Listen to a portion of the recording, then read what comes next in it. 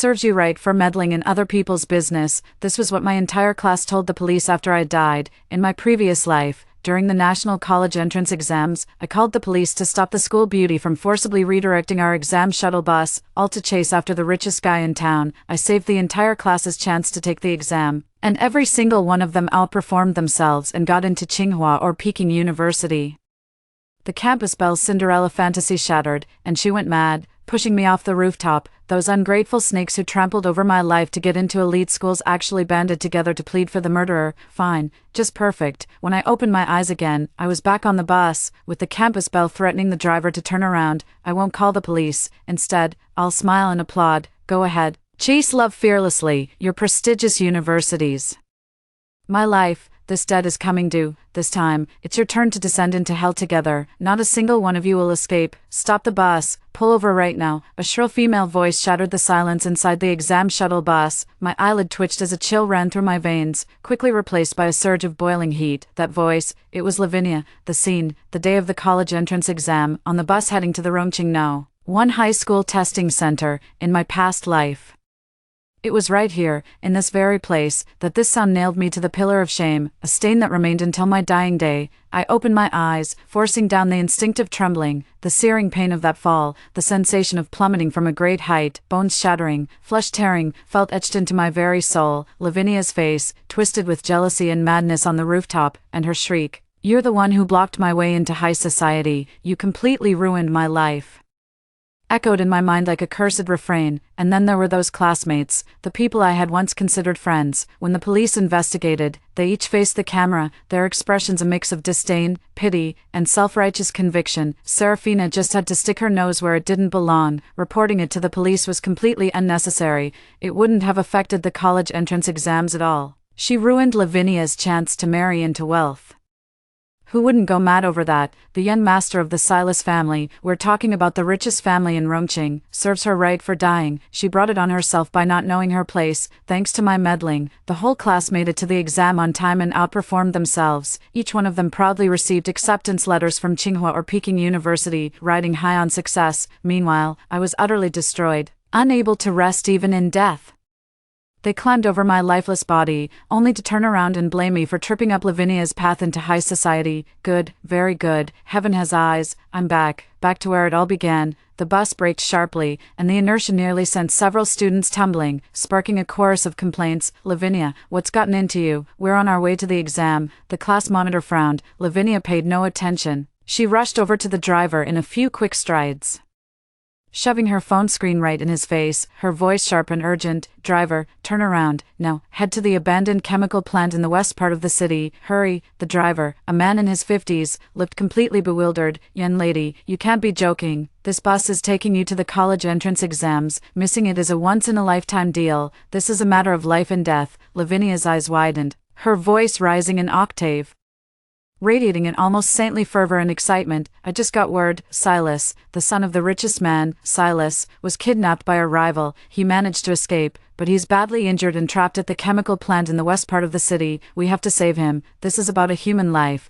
How can exams compare to saving a life?" The moment she said that, the bus erupted into chaos. "The richest man, Silas." Those words, as if gilded, struck deep into everyone's minds. The girls who were usually close with Lavinia immediately chimed in. "Oh my God, Silas, exactly, saving him is what matters. It's fine if we're a bit late for the exam, right? That's the Silas family we're talking about. If we save him, his family would owe our whole class a huge favor." In that moment, the greed and scheming hidden in human nature were laid completely bare. They weren't thinking about saving a life, but about the immense wealth behind the Silas family. The potential rewards they might receive, the shortcut to getting in with the richest man in town, the college entrance exam. 12 years of grueling study suddenly seemed insignificant when weighed against the gratitude of a billionaire. In my past life, I was the only one who saw things clearly. I stepped forward and told them that a round trip to the west side would take at least 2 hours. We'd definitely miss the first exam. Chinese. Saving someone should be left to the professionals. We should call the police and let paramedics handle it. A busload of unarmed students would only get in the way and put ourselves in danger. Lavinia immediately called me heartless, accusing me of standing by while someone was in mortal danger. She even grabbed the steering wheel and threatened the driver. I immediately called the police, reporting that someone on the exam shuttle bus was seizing the steering wheel and endangering public safety. The police quickly contacted the accompanying teacher and driver, ordering the driver not to deviate from the route under any circumstances, and stated they had dispatched officers to the location Lavinia mentioned to verify the situation. Lavinia was pinned down by the accompanying teacher, wailing and cursing the entire way, saying I had ruined her life. We arrived at the exam venue on time, and the outcome: I ended up dead. They got into prestigious universities. Lavinia became some kind of love-chasing warrior. This time, I sat by the window, watching quietly. My hands were trembling, not from fear, but from excitement, seeing the driver still hesitating and the chaperone teacher trying to dissuade her. Lavinia grew frantic. She grabbed the driver's arm and yelled, "How can you be so heartless? This is about someone's life. It's Silas. If you delay the rescue and the Silas family holds you responsible, can you handle the consequences? You're just a driver. Do you think you can afford to pay for this?" She even resorted to threats. "If you don't turn this bus around, I'll jump out right now. I'll tell everyone you assaulted me. I'll have the whole class testify against you. You'll regret this for the rest of your life." The driver's face turned pale with fear. The chaperone teacher also panicked. He was a gentle soul. Intimidated by Lavinia's aggressive tone and the mention of the Silas family, he glanced at the class monitor, then at the other students. The class president hesitated, his gaze sweeping across the classroom. Those expressions, I could see them all too clearly: greed, excitement, wishful thinking, calculation. No one stood up to say, "The college entrance exam is what matters. We can't go." Someone even whispered, "Let's go check it out, if we actually save Silas.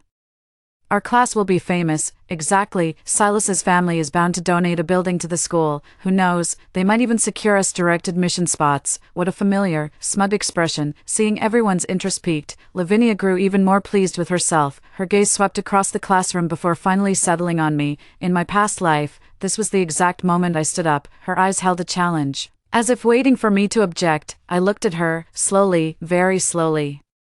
Curling up a smile, I even gave her a thumbs up and silently mouthed, "You got this." Lavinia was stunned. I picked up my phone, activated the recording function, and discreetly aimed the lens at the driver's seat and the excited classmates in the front row who were eagerly chiming in. I spoke softly, my voice low but clear enough for those around me to hear. "Lavinia's right. Saving a life is a greater deed than building a 7-story pagoda, given Silas's status.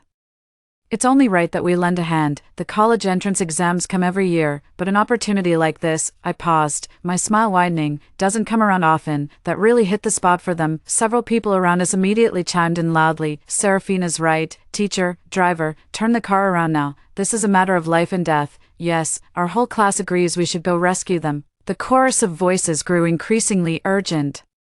Lavinia's gaze shifted from shock to exhilaration as she thought I'd finally come around and wanted a piece of the action. "You fools, I just want to witness with my own eyes how you all descend, step by step, into the abyss of your own choosing. The love warrior, marrying into wealth, raking in the cash. This time, I'm going to make sure every last one of you is utterly destroyed." Pressured by Lavinia's threats and the collective will of the entire class.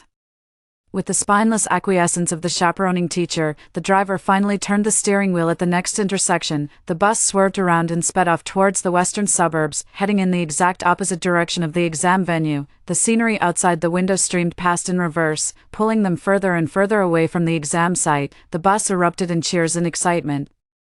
The atmosphere more like they were off on a guaranteed treasure hunt than a rescue mission. Lavinia's face was glowing with excitement as she began fantasizing about how heroically she would appear before Silas, how he would be captivated at first sight, and how she would become Mrs. Silas. I leaned back in my seat, watching the time flicker on my phone screen. 08:05. There were 55 minutes until the Chinese exam started, with the rule prohibiting entry 15 minutes before the exam.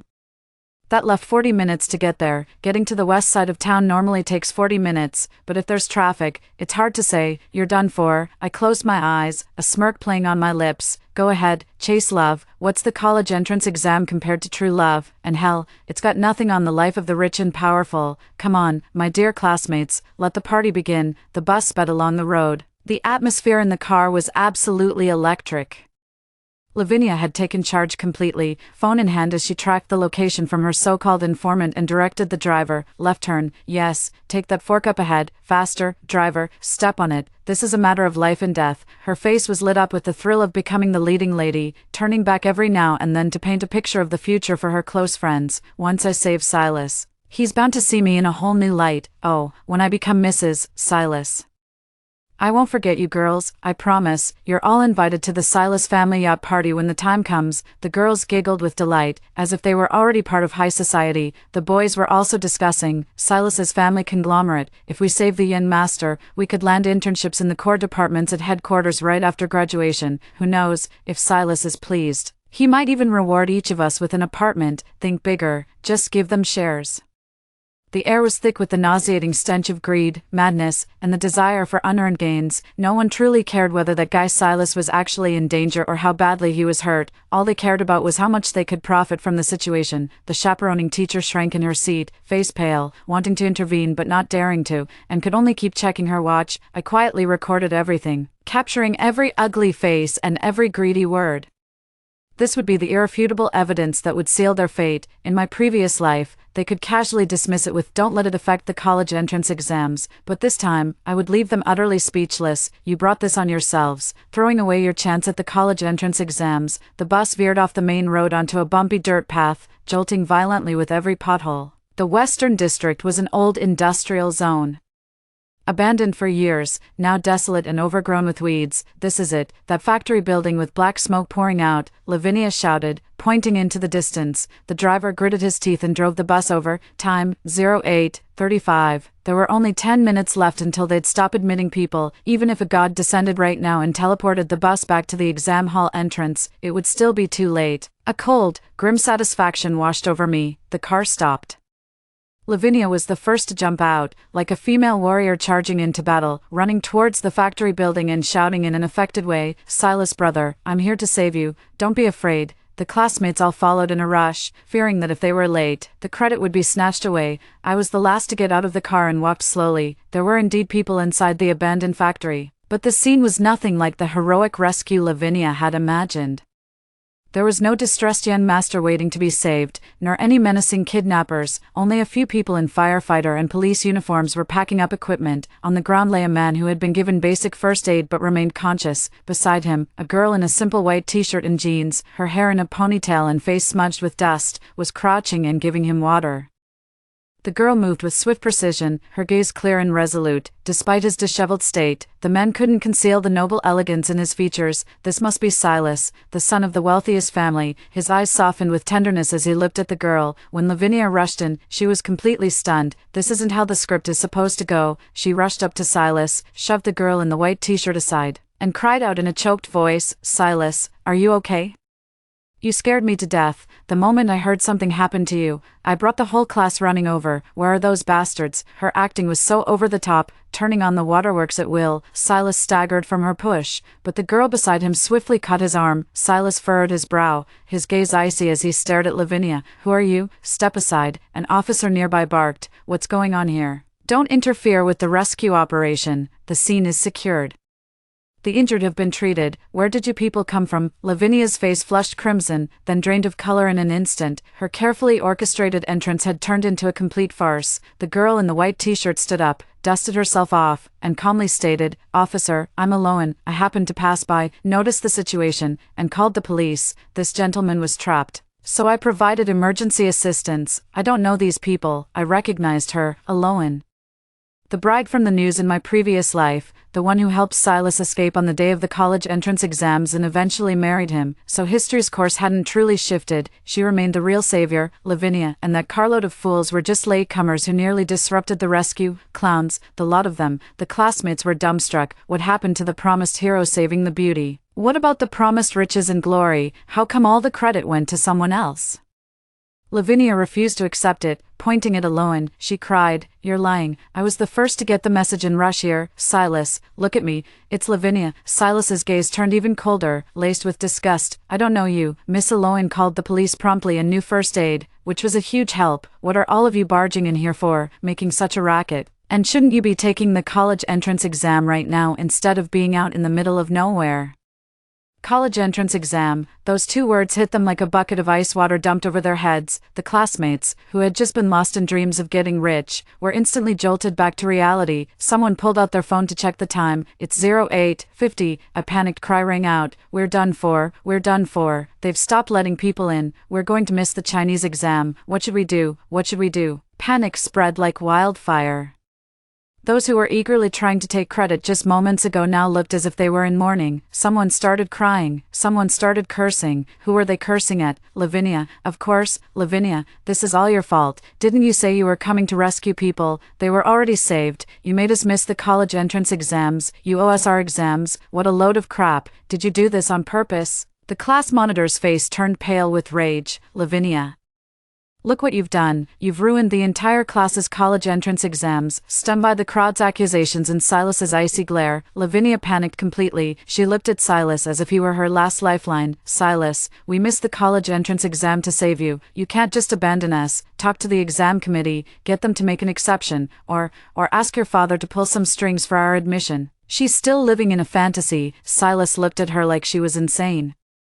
The nearby officer had heard enough. Young lady, are you joking? The National College Entrance Exam isn't some game. Who could make exceptions? Who would dare arrange special admissions? You failed to prioritize and missed your exam. That's on you, and your actions disrupted the rescue operation. Get out of here now. And another thing, another officer approached the driver and accompanying teacher. What were you thinking? How could you arbitrarily change the route of an exam shuttle bus? This is a serious violation. You're coming with us to the station for questioning. It's all over. No credit, no fortune, no college entrance exam, and now a police investigation on top of it all. Lavinia collapsed to the ground, her face deathly pale. Her dream of marrying into wealth had shattered into a million irreparable pieces. The students were practically itching to tear her apart. Lavinia, you jinx. 12 years of my studies, all ruined because of you. Cries and curses filled the air. I stood at the edge of the crowd, watching the whole circus with cold detachment. Silas's gaze swept over our group before settling on the girl named Eloan, his eyes softening again. Don't worry, I'm fine. You're taking the college entrance exam today too, right? Sorry for holding you up. Eloan smiled. Saving someone comes first, but my test center is nearby, and the officer said they could give me a police escort. I should still make it for the second exam, math. Now that's what I call genuinely kind and clear-headed. She managed to help someone without completely derailing her own plans. Well, not entirely anyway. Lavinia and those fools were so fixated on currying favor that they ended up losing everything and gaining nothing. The police car escorted Silas and Eloan away. They left behind a bus full of students with ashen faces, and Lavinia collapsed on the ground. The chaperoning teacher and the driver were taken away by the police for questioning.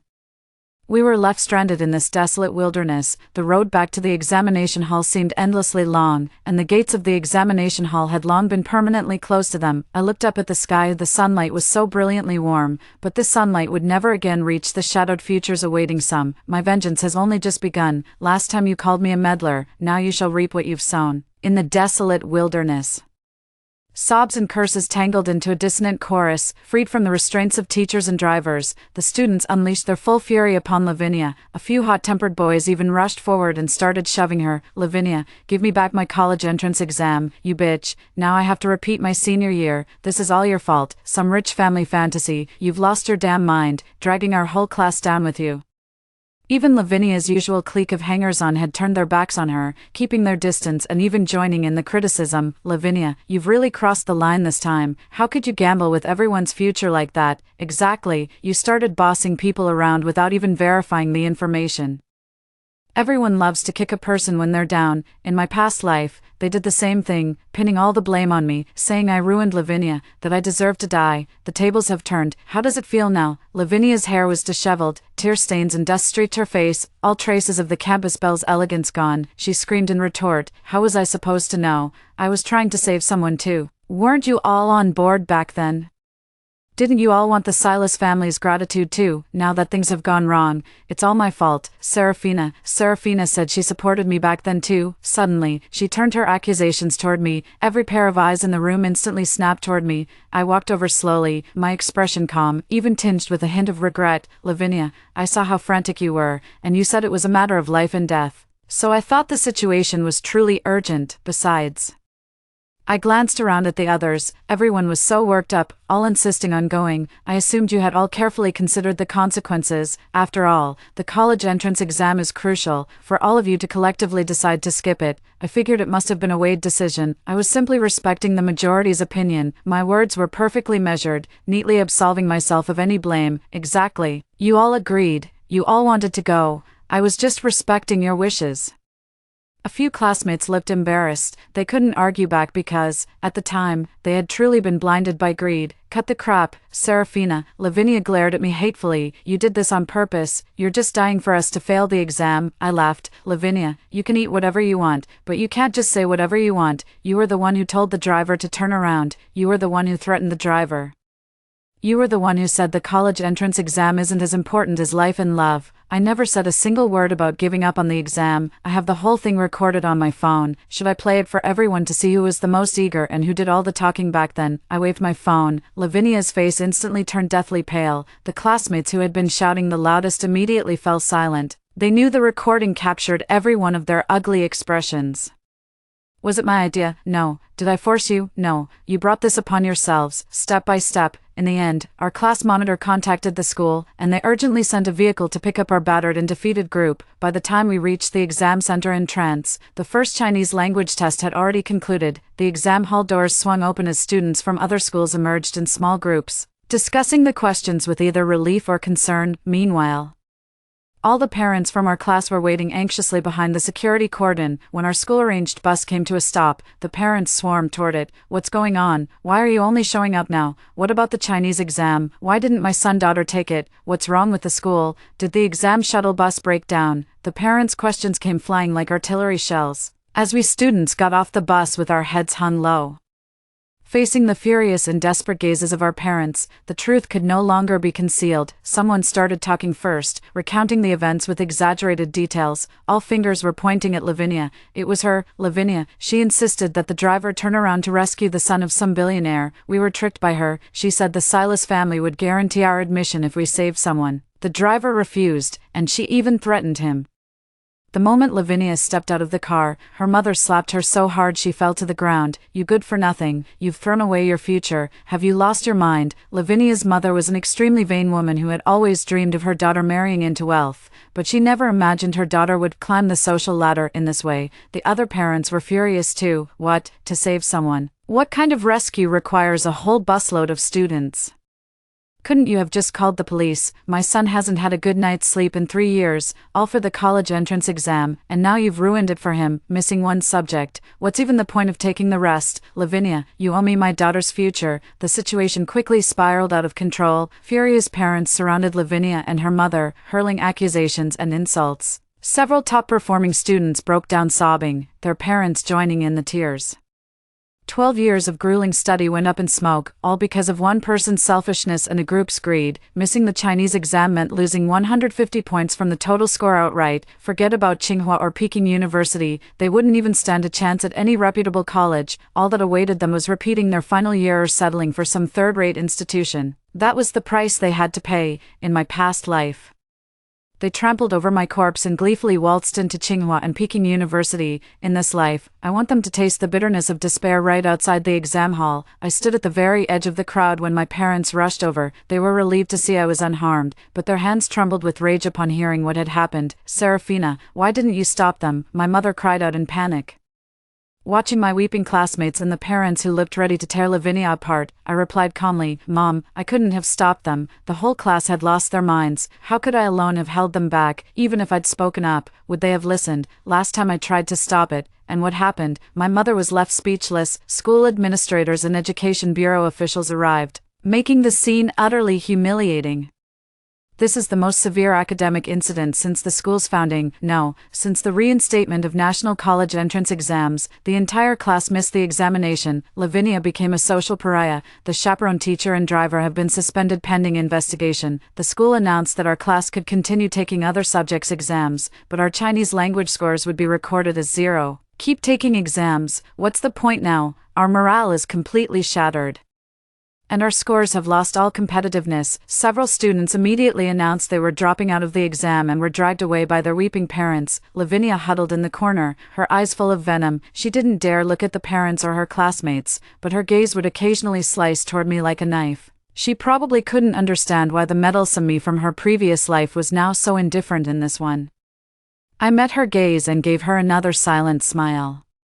You've ruined my life. Now your life is ruined too, and this is nowhere near enough. In your past life, you were adored by the entire internet and made a fortune off cheap gimmicks. In this lifetime, I'll make sure you lose everything and never recover. How does it feel to watch your wealthy dreams crumble? Don't worry, the real despair is yet to come. The news will break soon, but this time the headlines won't be about some love warrior. They'll be about a foolish, selfish, and deranged clown. The phone in my bag holds the clearest evidence. It will reveal the truth to everyone. The mass absence from the national college entrance exams exploded like a bomb in Rongqing. The school tried to suppress the news, but it was impossible. There were too many parents, too many students, and teachers and students from other schools who witnessed the chaos at the exam site entrance. That very afternoon, all sorts of rumors began circulating online. The headlines grew increasingly sensational. Shocking, high school entrance exam bus hijacked by campus queen in Rongqing, entire class misses Gaokao, entire class skips Gaokao to rescue tycoon's son, heroic sacrifice or mass delusion, dreams of wealth shattered outside exam hall, campus queen becomes public enemy. Initially, public opinion was divided. Some argued saving lives takes priority in attempts to whitewash the incident. Lavinia and her mother clearly hired online trolls to craft her image as a fearless girl who'd risk everything for love and justice, trying to replicate her previous goddess of pursuing love persona. This girl is so brave, she gave up her college entrance exams just to save her crush. Now that's true love. Silas, come out and marry her already. She might have messed up her exams, but you've got to admire her spirit. I sneered at these comments, trying to pull the same trick twice. Dream on. Anonymously, I sent the edited videos and audio clips from my phone to several major local media accounts in Rongqing, as well as to nationally renowned fact-checking and current affairs commentators. The video evidence is crystal clear. Lavinia threatening the driver, "Turn this car around now or I'll jump out. I'll tell everyone you assaulted me." Lavinia yelling, "You're just a lowly driver. You think you can afford to pay for this?" The classmates chiming in.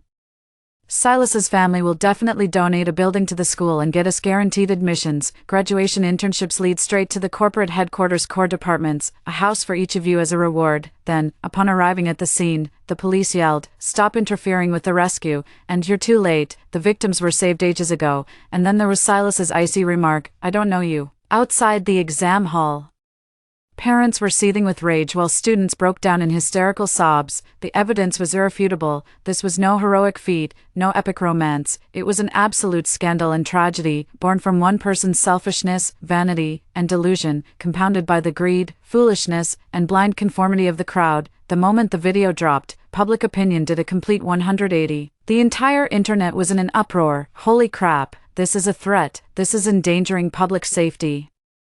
This isn't about saving anyone, it's a blatant attempt to steal credit and climb the social ladder. What kind of people are in this class? They're throwing away their college entrance exams for some pie-in-the-sky benefits. Have they lost their minds? That campus queen is pure evil. She's so desperate to marry into wealth that she's dragging the whole class down with her. Guaranteed admission, a house as a reward. Do these students think the richest man is an idiot? What do they take the college entrance exam for? I feel so bad for the bus driver and the chaperone teacher. They're just unlucky bystanders in this mess. That girl Aloan is the real hero. She saved someone and still made it to her exam on time. Now that's how a decent person should act. The contrast is just staggering. One is clear-headed and kind, the other is deranged and greedy. Lavinia and her classmates' social media accounts were quickly doxed, and their comment sections were flooded with angry netizens. The verbal abuse was overwhelming. Lavinia's goddess of relentless love persona collapsed into dust before it even had a chance to take root, turning her into a laughingstock across the internet, a clownish figure driven by pure selfishness. Those classmates went from being victims to greedy fools who got what they deserved. No one felt sorry for them. To make matters worse, the official statement from Silas family conglomerate was released. The statement was brief, but every word hit like a dagger to the heart. First, we extend our gratitude to Ms. Aloan for her prompt alert to authorities and professional assistance during Mr. Silas's emergency. Second, we appreciate the swift response from the police and fire departments. Third, regarding online rumors about certain students missing the national college entrance exam to rescue someone, our verification confirms that when the class arrived, rescue operations were largely complete. Their unauthorized entry caused some disruption at the scene. Mr. Silas had no prior acquaintance or connection with these students. Fourth, the National College Entrance Exam is a matter of national importance. We urge all examinees to value this opportunity. For those who missed the exam due to personal reasons, the Silas family group expresses regret but is unable to assist. There will be no form of compensation or guaranteed admission. Fifth, the group reserves the right to pursue legal action against certain individuals, specifically Lavinia, for spreading false information online in an attempt to associate Mr. Silas and the Silas Group with their fabricated claims. The statement publicly shamed Lavinia and her entire class, holding them up to universal contempt. There's nothing more brutal than an official rebuke. You weren't there to rescue anyone. You just made the situation worse. We don't know you. Don't even think about false accusations or emotional manipulation. You deserve what's coming to you. We'll be taking legal action against you. I was quietly reviewing math at home when I saw the announcement. I still went to the afternoon exam. The class group chat was dead silent. A few minutes later, Lavinia suddenly went berserk in the group. Serafina, it was you. You're the one who leaked the video, you vicious woman. I'll make you pay for this. You've ruined me. You've destroyed everything I had. Followed by an endless stream of abusive messages flooding the screen. None of her classmates spoke up for her, but no one blamed her either. They were all so crushed by the online backlash and the Silas family's statement that they didn't even have the energy to be angry. Soon after, Lavinia was removed from the group chat by her homeroom teacher. Not the teacher who rode the bus with them. The world has gone quiet. I put down my phone, feeling an immense sense of peace. In my previous life, when the news broke about Silas and Eloan's marriage, Lavinia went insane. She dragged me to the rooftop, accusing me of ruining her chance to marry into wealth. This time around, the statement from Silas's family shattered her dreams ahead of schedule. She lost her mind too, but this time, she'll never get the chance to push me off a high-rise. She doesn't even have the right to come near me. Because what awaits her is the full force of the law, threatening a driver, endangering public transportation safety, disrupting national examination procedures, causing significant social repercussions, plus potential lawsuits from the Silas family. Her life wasn't ruined by me, it was destroyed by her own foolishness and greed. As for those classmates, they got exactly what they asked for. In their previous life, they basked in glory that was never rightfully theirs. Now, in this life, they'll pay a heavy price for their choices, retaking the college entrance exams while carrying the weight of nationwide ridicule and permanent stains on their records will be 100 times harder for them than for anyone else. Tsinghua or Peking University, maybe in their next lifetime. Oh, by the way, the official announcement of Silas and Eloan's engagement came out the next day. Rumor has it that Silas fell in love with Eloan at first sight. Captivated by her calm and decisive rescue during the crisis, a perfect match, like something made in heaven. The comment section under the news was flooded with nothing but well wishes. No one ever mentioned that pathetic clown Lavinia again. She was completely forgotten, left to rot in the mud. The college entrance exams were finally over. I finished the remaining subjects with my usual performance. Even though I got a 0 in Chinese and my total score was abysmal, I wasn't the least bit anxious. Having been reborn, my goal was no longer the college entrance exam but revenge. Besides, with my current mindset and knowledge, taking a gap year to prepare for Tsinghua or Peking University would be a piece of cake. Lavinia and her classmates, however, weren't so fortunate. The situation continued to escalate. The education department and police jointly formed an investigation team, although the bus driver and accompanying teacher bore some responsibility. My video evidence and account of the circumstances led to their actions being deemed coerced and beyond their control. They received lenient penalties. The driver had his commercial license suspended temporarily, while the teacher was given a major demerit and reassigned away from teaching duties. While unfortunate, this outcome was far better than the public condemnation and heavier consequences they might have faced in the original timeline. The key figure is Lavinia. She was taken away by the police. Charges: endangering public safety by dangerous means, grabbing the steering wheel, threatening the driver, disturbing public order, and additional defamation and reputation damage claims filed by the Silas family's corporate legal department, with the video evidence being irrefutable. Any excuses she makes are feeble. She was no longer the delicate campus Belle who could move people to pity with her tears, but a repulsive criminal suspect. The school administration promptly issued their disciplinary decision. Lavinia was expelled, with an indelible stain permanently recorded in her academic file, while the other students avoided expulsion. They all received major demerits on their permanent records and were disqualified from all awards and honors. This means that even if they repeat their final year of high school, even if they eventually get into university, this stain will follow them for life. It could become a major obstacle when they take civil service exams, apply for graduate school, or even look for jobs. In my previous life, they hid behind the prestige of being top students from Peking and Tsinghua University, showing nothing but scorn and indifference toward me, a dead man. In this life, I want them branded as greedy and foolish, struggling through the mud. The parents came to the school to protest, but when the school played my video evidence, they all fell silent. In the video, their children, one by one, wore greedy smiles on their faces, shouting guaranteed admission and house rewards. It was their own choice. Who's to blame? They can only blame themselves for failing to raise their children properly, and can only direct their resentment toward the instigator, Lavinia. Lavinia's family became the target of public outrage. Furious parents gathered outside her house every day, demanding compensation for their losses and their children's ruined futures. Lavinia's mother, that status-obsessed woman, had a complete breakdown. Instead of welcoming a wealthy son-in-law, she found herself dealing with police, lawsuits, endless debts, and public scorn. Rumor has it Lavinia's family sold their house to pay emotional distress compensations to some parents, but it was like trying to put out a fire with a teacup. More importantly, Lavinia is facing criminal charges. The entire class was required to go to the police station to assist with the investigation and give statements. I went as well, in my capacity as a witness. In the police station hallway, I saw those classmates. They hung their heads one by one, utterly dejected like frostbitten eggplants, a far cry from the high-spirited confidence they'd shown on the bus that day. When they saw me, their eyes held a complex mix of emotions. There was resentment, shame, and fear. They knew I was the one who had leaked the video, but they didn't dare blame me. The video captured their true colors, too ugly to defend. Accusing me would mean admitting those were their genuine thoughts. All they could do was stay silent. That silence felt more satisfying than any curse they could throw at me. In my past life, you spoke so confidently to the police, saying I should have minded my own business and got what I deserved. In this lifetime, you don't even have the courage to lift your heads. I walked past them with light, brisk steps. Outside the interrogation room, I saw Lavinia being escorted by police officers, dressed in prison garb and handcuffed, with disheveled hair and hollow eyes. She had become so emaciated she was barely recognizable. Not a trace remained of the campus Belle she once was. She saw me too. Her vacant eyes instantly blazed with overwhelming hatred. She lunged at me like a madwoman.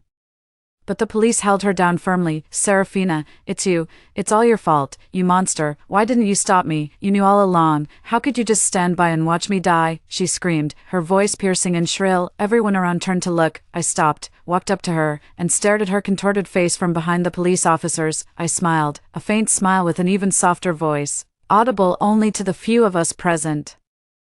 Trying to stop you, Lavinia. In our past life, I did stop you. My voice pierced her ears like an icicle. She froze instantly, eyes wide with disbelief as she stared at me. I tried to stop it. I called the police. The whole class made it to the exam on time, and everyone got into Tsinghua or Peking University. And then, you saw the news about Silas getting married, and you lost it. You dragged me up to the rooftop, accusing me of keeping you from marrying into wealth, of ruining your life.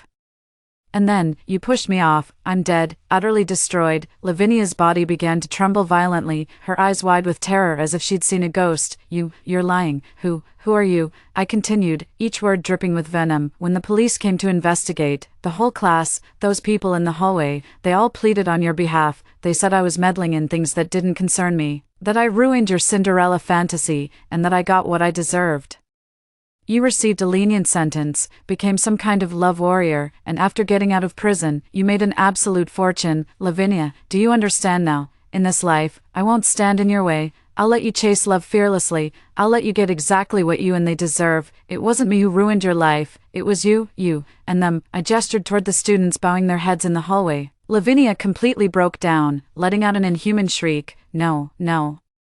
You're a monster. She'd lost her mind. Maybe they've truly lost their minds, or perhaps they just can't face the brutal truth. The officer frowned and dragged her away. I wonder if those classmates in the hallway overheard our conversation, but they all sat slumped in their chairs like their spines had been removed, their faces paler than death itself. They may not believe in reincarnation, but they do believe in karma. I dug out the deepest evil from their hearts, bloody and raw, and laid it bare under the sun. My revenge is complete, down to the last detail, from the physical, to the mental, to the future. They were damned for all eternity. Lavinia's case went to trial. In the courtroom, she was in a daze, weeping one moment, laughing hysterically the next, and at times pointing at the air and screaming, "You're a ghost." Her lawyer tried to use mental instability as a defense, but forensic evaluation confirmed she was of sound mind during the incident and fully criminally responsible. Her courtroom breakdown was deemed a stress reaction to facing the consequences. The video I provided became the most crucial piece of evidence. The legal team from Silas's family conglomerate showed no mercy, presenting evidence of Lavinia's attempts to slander and fabricate stories online after the fact, demanding severe punishment. Those classmates testified as witnesses in court.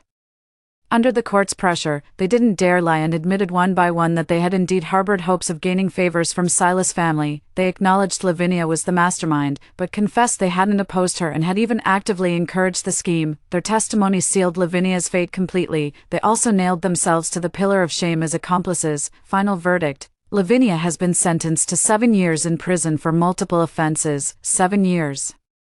A young woman's most precious years will be spent behind cold prison bars. She never became a warrior in the pursuit of love, never married into wealth, and never struck it rich. She became a criminal, a laughingstock, a permanent stain etched into her record that could never be erased. After her release from prison, what awaited her was a life of despair, cut off from society, devoid of any skills, and burdened with a criminal record and a tarnished reputation. As the gavel fell, Lavinia collapsed to the floor, wailing in utter despair. I sat in the public gallery, watching quietly. There was no sense of triumph, only the calm of a settled matter. The agony of my fall from the high-rise in my previous life finally dissolved at this moment. After the verdict was announced, those classmates and their families fell into complete silence. Repeating the year became their only option. But burdened with major disciplinary records and the stigma of abandoning the college entrance exams, they were turned away by all reputable cram schools. In the end, they could only enroll in poorly managed institutions with subpar faculty, or resort to self-study at home. Their morale shattered, their environment deteriorated, and their reputations lay in ruins. Most of them saw their scores plummet during the second Gaokao, forget Tsinghua or Peking University.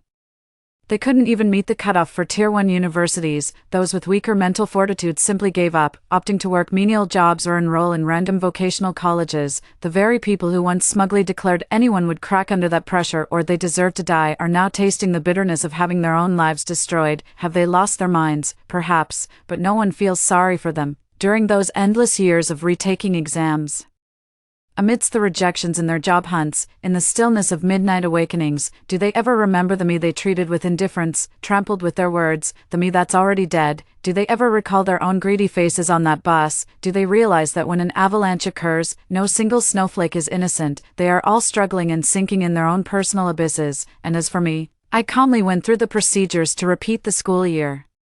I left those people behind, along with all the drama. I moved to a new city and started fresh at a quiet school. No one knows about my past. I focused on my studies with complete dedication. In my second attempt at the National College Entrance Exam, I ranked among the top 10 in the province and was admitted to Peking University. That was the first time in both my lives that I had earned my place through my own genuine efforts, fair and square. The day I received my acceptance letter, the sun was shining brightly. I went back to the rooftop from which I had once fallen. I stood at the edge, looking down, so high up, it made me dizzy. The fear and despair from my past life seemed to linger, but I knew I was different now. I am no longer that weak, easily bullied Serafina who was sacrificed and slandered. With my own hands, I sent those who pushed me into the abyss straight to the hell they deserved. Silas and Aloan lived happily after marriage, becoming a celebrated love story in Rongqing. After graduating from university, Aloan joined the family conglomerate, where her exceptional talent and shared vision with her husband made them an unstoppable team. No one remembers Lavinia anymore. Whenever old stories resurface, she's merely the foolish, laughable antagonist relegated to the background of those tales. The wind swept across the rooftop,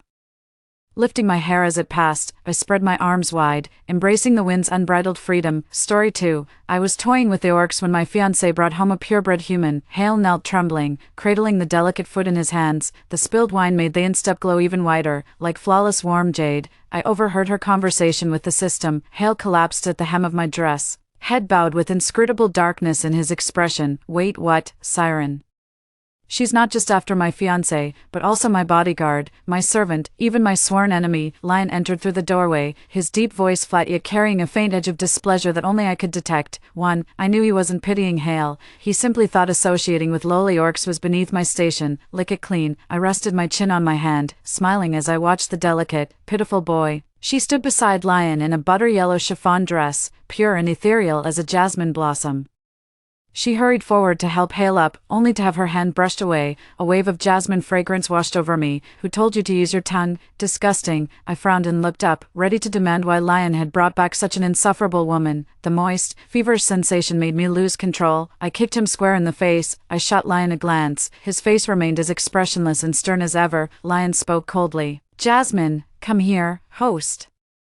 Lion's favorability has increased by 5 points, lounging against the sofa. I look down at him with a lazy smirk. What, can't handle it already? Lion's beast form is a white tiger, and he serves as the Imperial Chancellor. I scoffed at the prostrate boy. So what if he's a beast man? Lion, aren't you going to introduce this lovely lady? With looks like that, why bother competing with me? Just one public appearance, and she might become the Empire's darling Jasmine by tomorrow. Jasmine. Lion's deep voice snapped me out of my thoughts. Lion removed his gloves and gently smoothed my disheveled hair. Adding explanations now would only make it more obvious, since when does Lion ever justify his actions? Lion wordlessly lifted me into his arms, pausing momentarily when his gaze met Jasmine's stunned expression. With a playful smile, I kissed his chin and glanced toward the sofa. Hale, please show Miss Jasmine to the guest room. Feeling slightly regretful, my gaze met a pair of eyes studying me with cautious curiosity. Hale hung his head low and muttered sullenly, "Yes, master." Those crystal-clear eyes held the innocent wonder of a newborn creature, utterly guileless. Lion's towering frame lifted me effortlessly, his massive form enveloping me completely. Lion fixed me with an intense gaze, his dark eyes smoldering with barely restrained desire. In this beastman-dominated world where pure humans make up less than 10%. I owe my current status entirely to Lion. My position was unshakable as long as Lion still needed me, yet this lingering jasmine scent always stirred unease in my heart. The reason I could stay by Lion's side was that the rose fragrance from my body eased his migraines. I woke to find myself completely ensnared in Lion's embrace. His kisses came with characteristic dominance, raining upon me relentlessly. Pressing against his chin, I teased with a coquettish laugh, "Lion, why don't we get married?" "Siren, I warned you, don't fall for me." To Lion, "I'm just a plaything. The fiancé title is already more mercy than I deserve." A ethereal voice suddenly whispered in my ear, "Big brother Lion, are you awake? I made breakfast." System, is this the male lead I need to conquer? Miss Siren, why are you here? Affection levels still at 0. This won't be easy. Lion stood fully dressed, his earlier beastly demeanor now seeming like an illusion, watching the tight-lipped woman. I couldn't help but smirk. As Lion left, his gaze lingered imperceptibly on Jasmine for a second before he abruptly said, "Change your perfume." Jasmine's face paled as she bit her lower lip and murmured in protest, "Brother Lion, I'm not wearing any perfume." Lion's favorability +10, what an act. Lion's affection points are surprisingly easy to farm, though a bit grimy, but only I could see that restrained intensity beneath his composure. Not bad. I raised an eyebrow. Who knew Miss Jasmine would be this picky? Surely she doesn't think Hale's any cleaner. Hale, pour Miss Jasmine some tea. Miss Siren, my name is Jasmine, not Jasmine. Hale obediently stepped forward to pour tea, but accidentally spilled it on Jasmine. The smile froze abruptly on my lips. I clicked my tongue in disapproval, and Hale immediately dropped to his knees, too. Jasmine frowned delicately and shielded him, saying, "Don't blame him, it was my fault, Miss Siren. Could you ask Mr. Hale to take me to change clothes?" Hale suddenly looked up at her, but immediately lowered his gaze when our eyes met. Clad in a minimalist black overcoat, he exuded an intimidating aura. A single sharp glance from his piercing, narrow eyes was enough to send chills down one's spine. I gave a nod, and Jasmine eagerly dragged Hale away. Noble ladies usually regard him with awe and fear, yet I detect not a trace of trepidation in her eyes, thinking about her hopeful anticipation. I can't wait to see her reaction when she discovers Hale's true nature. "Mr. Hale, I'm sorry. I was worried Miss Siren might give you trouble, so I asked you to bring me along." Hale was strikingly handsome, but in a completely non-threatening way that instinctively made people want to protect him. I tilted her chin up, leaning down to inhale her fragrance, utterly intoxicating. No wonder Miss Jasmine was going to such lengths. The maiden's porcelain skin prickled with goosebumps as her liquid eyes reflected my audacious grin. To everyone's shock, Hale suddenly revealed his beast form, staring panic-stricken at the utterly stunned Jasmine. System, has the female lead lost her mind? The woman chuckled while rubbing Hale's ears, calling him adorable. "Damn, she's breathtakingly gorgeous. Are you sure I can actually steal a man from her?" With bloodshot eyes, Hale looked more like his half-beast form. "What are you scared of? This world's already gone mad. Who cares if she's the female lead? Miss Jasmine clearly fancies you." "Not interested." I teased him with a smirk. "So she's here to steal my man." I had full confidence in Hale's looks. With that face on her bed, how could she resist? After all, Lion has his peculiarities. He won't touch another man's woman. "Hale, you know I prefer those who follow orders." Ever since I assigned Hale to look after Jasmine, there's been an empty spot by my side. Seeing this, Blake quickly withdrew and signaled the servant to bring a fresh pot. "Miss Siren, may I join you?" Jasmine's voice chimed in. I frowned slightly, noticing the dejected Hale trailing behind her as my lips parted wordlessly. "She's one of your kind, just rescued. Have her stay here under your care?" "Fine then, wouldn't want Lion accusing me of being inhospitable." He said leisurely, "Don't worry, it won't affect you." She casually linked arms with me, the faint scent of jasmine drifting between us. "Miss Siren, may I call you sister? You're so kind. 15 affection points already. Not bad. Way better than that Hale guy. I treated him so well but only got 10 points. Without hesitation, I leaned into his embrace and hooked my arms around his neck, demanding, "Carry me." How greedy can she be? Now she's trying to win over Blake too. The moment they entered the mall, Jasmine kept gasping in amazement. "Sis Siren, this boutique is so fancy. They actually use live models, absolutely stunning." Jasmine couldn't wait and dashed inside. Blake smirked, tapped his temple, and gave me a puzzled look for confirmation. The moment he finished speaking, Jasmine's scream echoed from inside. My brow arched slightly. Has Miss Jasmine uncovered the truth so soon? Perfect timing to work on winning over this pitiful male lead. Sister Siren, They're all. Her delicate frame trembled uncontrollably. I couldn't help but laugh at those words. "Master, let's go." Blake motioned for us to leave. "Free?" I nodded, but Jasmine stood frozen, as if rooted to the spot. "Well, if it isn't Miss Siren, weren't you feeling unwell? What brings you out shopping?" came the haughty female voice. It was Lady Briar from the ducal house, the one whose afternoon tea invitations I'd been declining. "Let's get you cleaned up." Jasmine nervously hid behind me. Timidly tugging at my sleeve, I pressed a fingertip to his lips and blinked up at him with feigned innocence. "Sister Siren, she." Briar's face darkened with anger, his leopard-like whiskers twitching as he casually gestured toward several figures on the display platform. "I do enjoy humans like Miss Siren. They make the most entertaining playthings." Briar licked his lips, eyes glinting with malice and envy. I playfully nipped at his lips. "I don't like this scent on you." Lord Bard must be quite troubled by the Human Alliance affairs lately. What if certain rumors accidentally leaked? With the Luo family, he murmured a quiet amen before heading into the bathroom. Duke Bard and the Luo family had always been at odds. With the critical juncture of council elections approaching, every move would be scrutinized and amplified. The mirth slowly faded from my eyes. Briar may be arrogant, but he's no fool, Miss Siren. You continue to impress me, but you'll never keep the Chancellor safe. The boss didn't show any frustration over losing the deal, instead giving Jasmine a once-over before cheerfully handing me a card. Pretty words. I'm just a pampered rose in his palm. My apologies, Miss Siren. Here's an invitation to our next auction. Do consider attending if you're available. When it comes down to it, I'm merely a pet. Jasmine glared at me with fury in her eyes. Miss Siren certainly has a sharp business mind. I chuckled softly and had Blake take the card. I glanced sideways at Jasmine beside me, her lips pressed tight, staring with visible tension. Do you like him, Miss Jasmine, as his fiancée? I enjoyed the privileges of orc nobility, but once discarded, a woman who's been the Archon's plaything faces a fate too grim to name. She swallowed hard. Sister Siren, could you buy him for me? My smile deepened as I purred. Miss Jasmine, isn't Hale enough for you? Why so greedy? The beastman stepped closer to Jasmine, his emerald eyes gleaming with predatory determination. I'd fallen asleep last night, and now at dawn the man was practically vibrating with pent-up desire. Jasmine swallowed hard, glanced at me, and whispered a refusal. No, thank you. The orc's face scaled over with excitement at the words, making Jasmine shriek, instantly drawing the room's attention. A spotlight suddenly illuminated her, radiant as a blooming jasmine flower.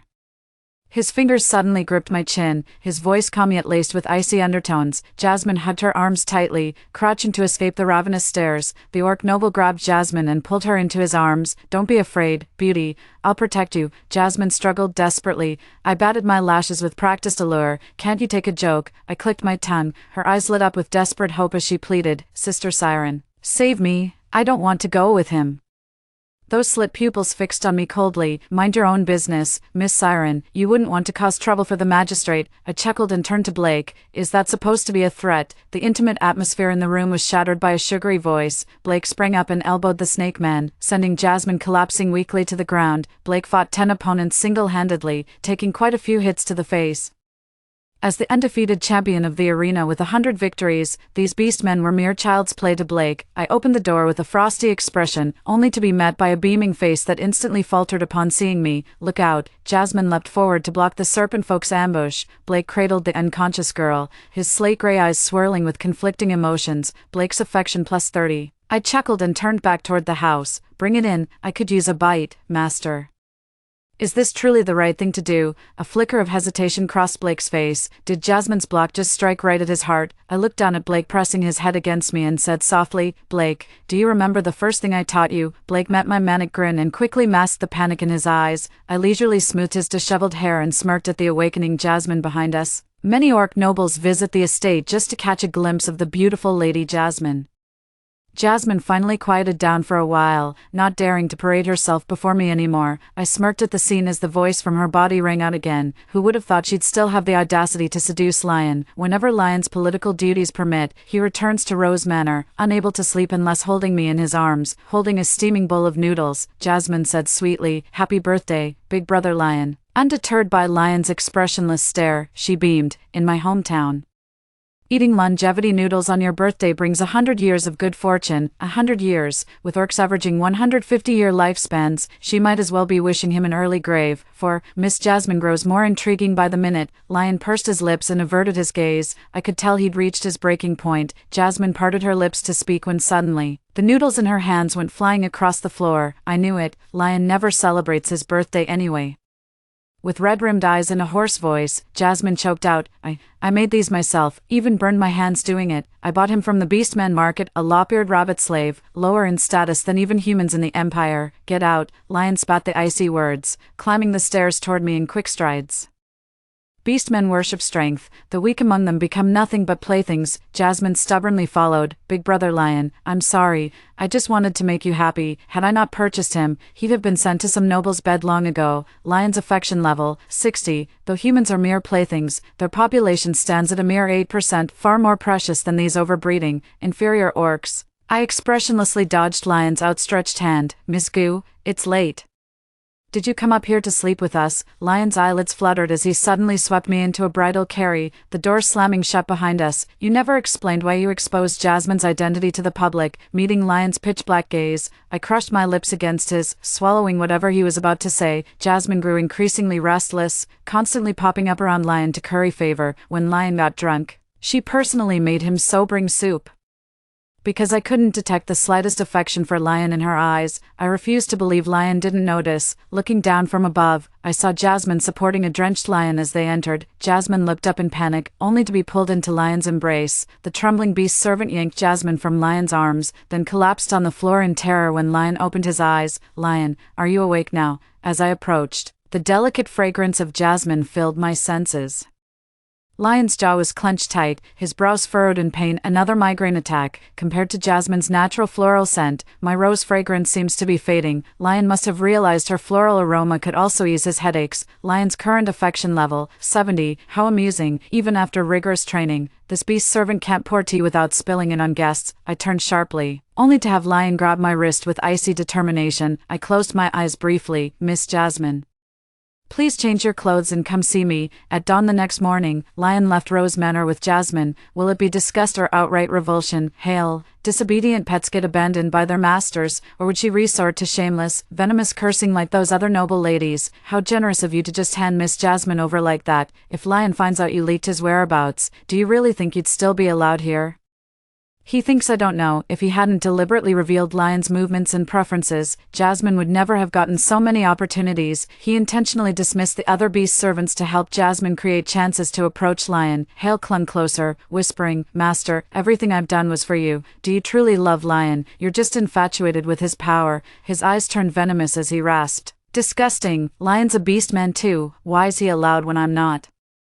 With just a glance from me, the beastly servant immediately relayed their conversation. Had I not escaped and met Lion, I'd have ended up far worse than him. My gaze drifted that way, then froze abruptly. With the transition of power approaching, Lion became even busier. The rebellion erupted suddenly, forcing Lion to the front lines. I wasn't concerned. Lion commanded the Empire's strongest forces. Quelling the rebellion was just a matter of time, plucking a nearby red rose with amusement. I awaited the drama about to unfold. I pointed at Jasmine, who was standing with her head bowed, and asked, "Why?" Lion's sharp gaze swept over with piercing intensity. "Protect Miss Siren at all costs." "Why?" He gave me one last lingering look before turning away and ushering Jasmine into the car without a backward glance. How dare he blush? Who permitted him to reveal his beast form? Just one adorable remark and he's this flustered. "Where's Hale? Get him here now." I plopped back onto the couch. Seething with anger, she's just playing him. Does he actually think she's special? The beastly servant finally shuffled forward when I lost patience, stammering, "My lady, Hale is missing." I tossed the rose aside and turned to face the trembling servant with bowed head. Someone leaked the news about Lion taking Jasmine to the front line, and now half the court seems eager to witness my humiliation. Yes, that's exactly how it should be. Blake watched me nervously until my derisive laugh silenced the murmurs instantly. I turned to meet that lecherous gaze. It was him, Duke Bard, Master. Why, after Lion brought me back, he got caught up in official duties, and those orc nobles started targeting me. Lion eventually rescued me and built this Rose Manor, stationing many orc guards here. Blake noticed something was off with me and stepped in front to shield me. Recalling what happened earlier, I irritably cut him off. Blake, this is your punishment. How dare you show such filth in my manor? Have you forgotten your place? The old lecherous leopard came prepared this time, bringing along several highly skilled beastmen warriors. Blake was caught off guard and ambushed. I tilted his flushed chin upward, savoring the tremble and sheen in his eyes. Blake shielded me while fending off attacks from all sides. Master, I beg forgiveness. Punish me however you wish. Just don't make me attend to Miss Goo. Duke Bard's face turned ashen as he stiffened his legs. 5. The guards Lion left behind arrived just in time, completely turning the tide of battle. Blake quickly turned his face away, not daring to meet my gaze. Hiss. Blake couldn't help but shiver. Blake sprang up in a hurry and fled back to his room. Hale pressed her lips together and clung tightly, displeased. Master, I just want to be with you. See, no one will disturb us anymore. If she resists, so be it. A physical fling works too. Hale pressed a kiss to my ear and murmured with satisfaction, "Now that I have power, you'll change your mind." After bringing me here, Hale hurriedly left. It wasn't until evening that Hale returned in haste, clad in a military uniform that accentuated his long legs and black leather boots, a stark contrast to his usual style. "Master, I don't want to." He bit his lip and shook his head, eyes brimming with pleading. Hale's hand paused before he casually tossed the rabbit aside.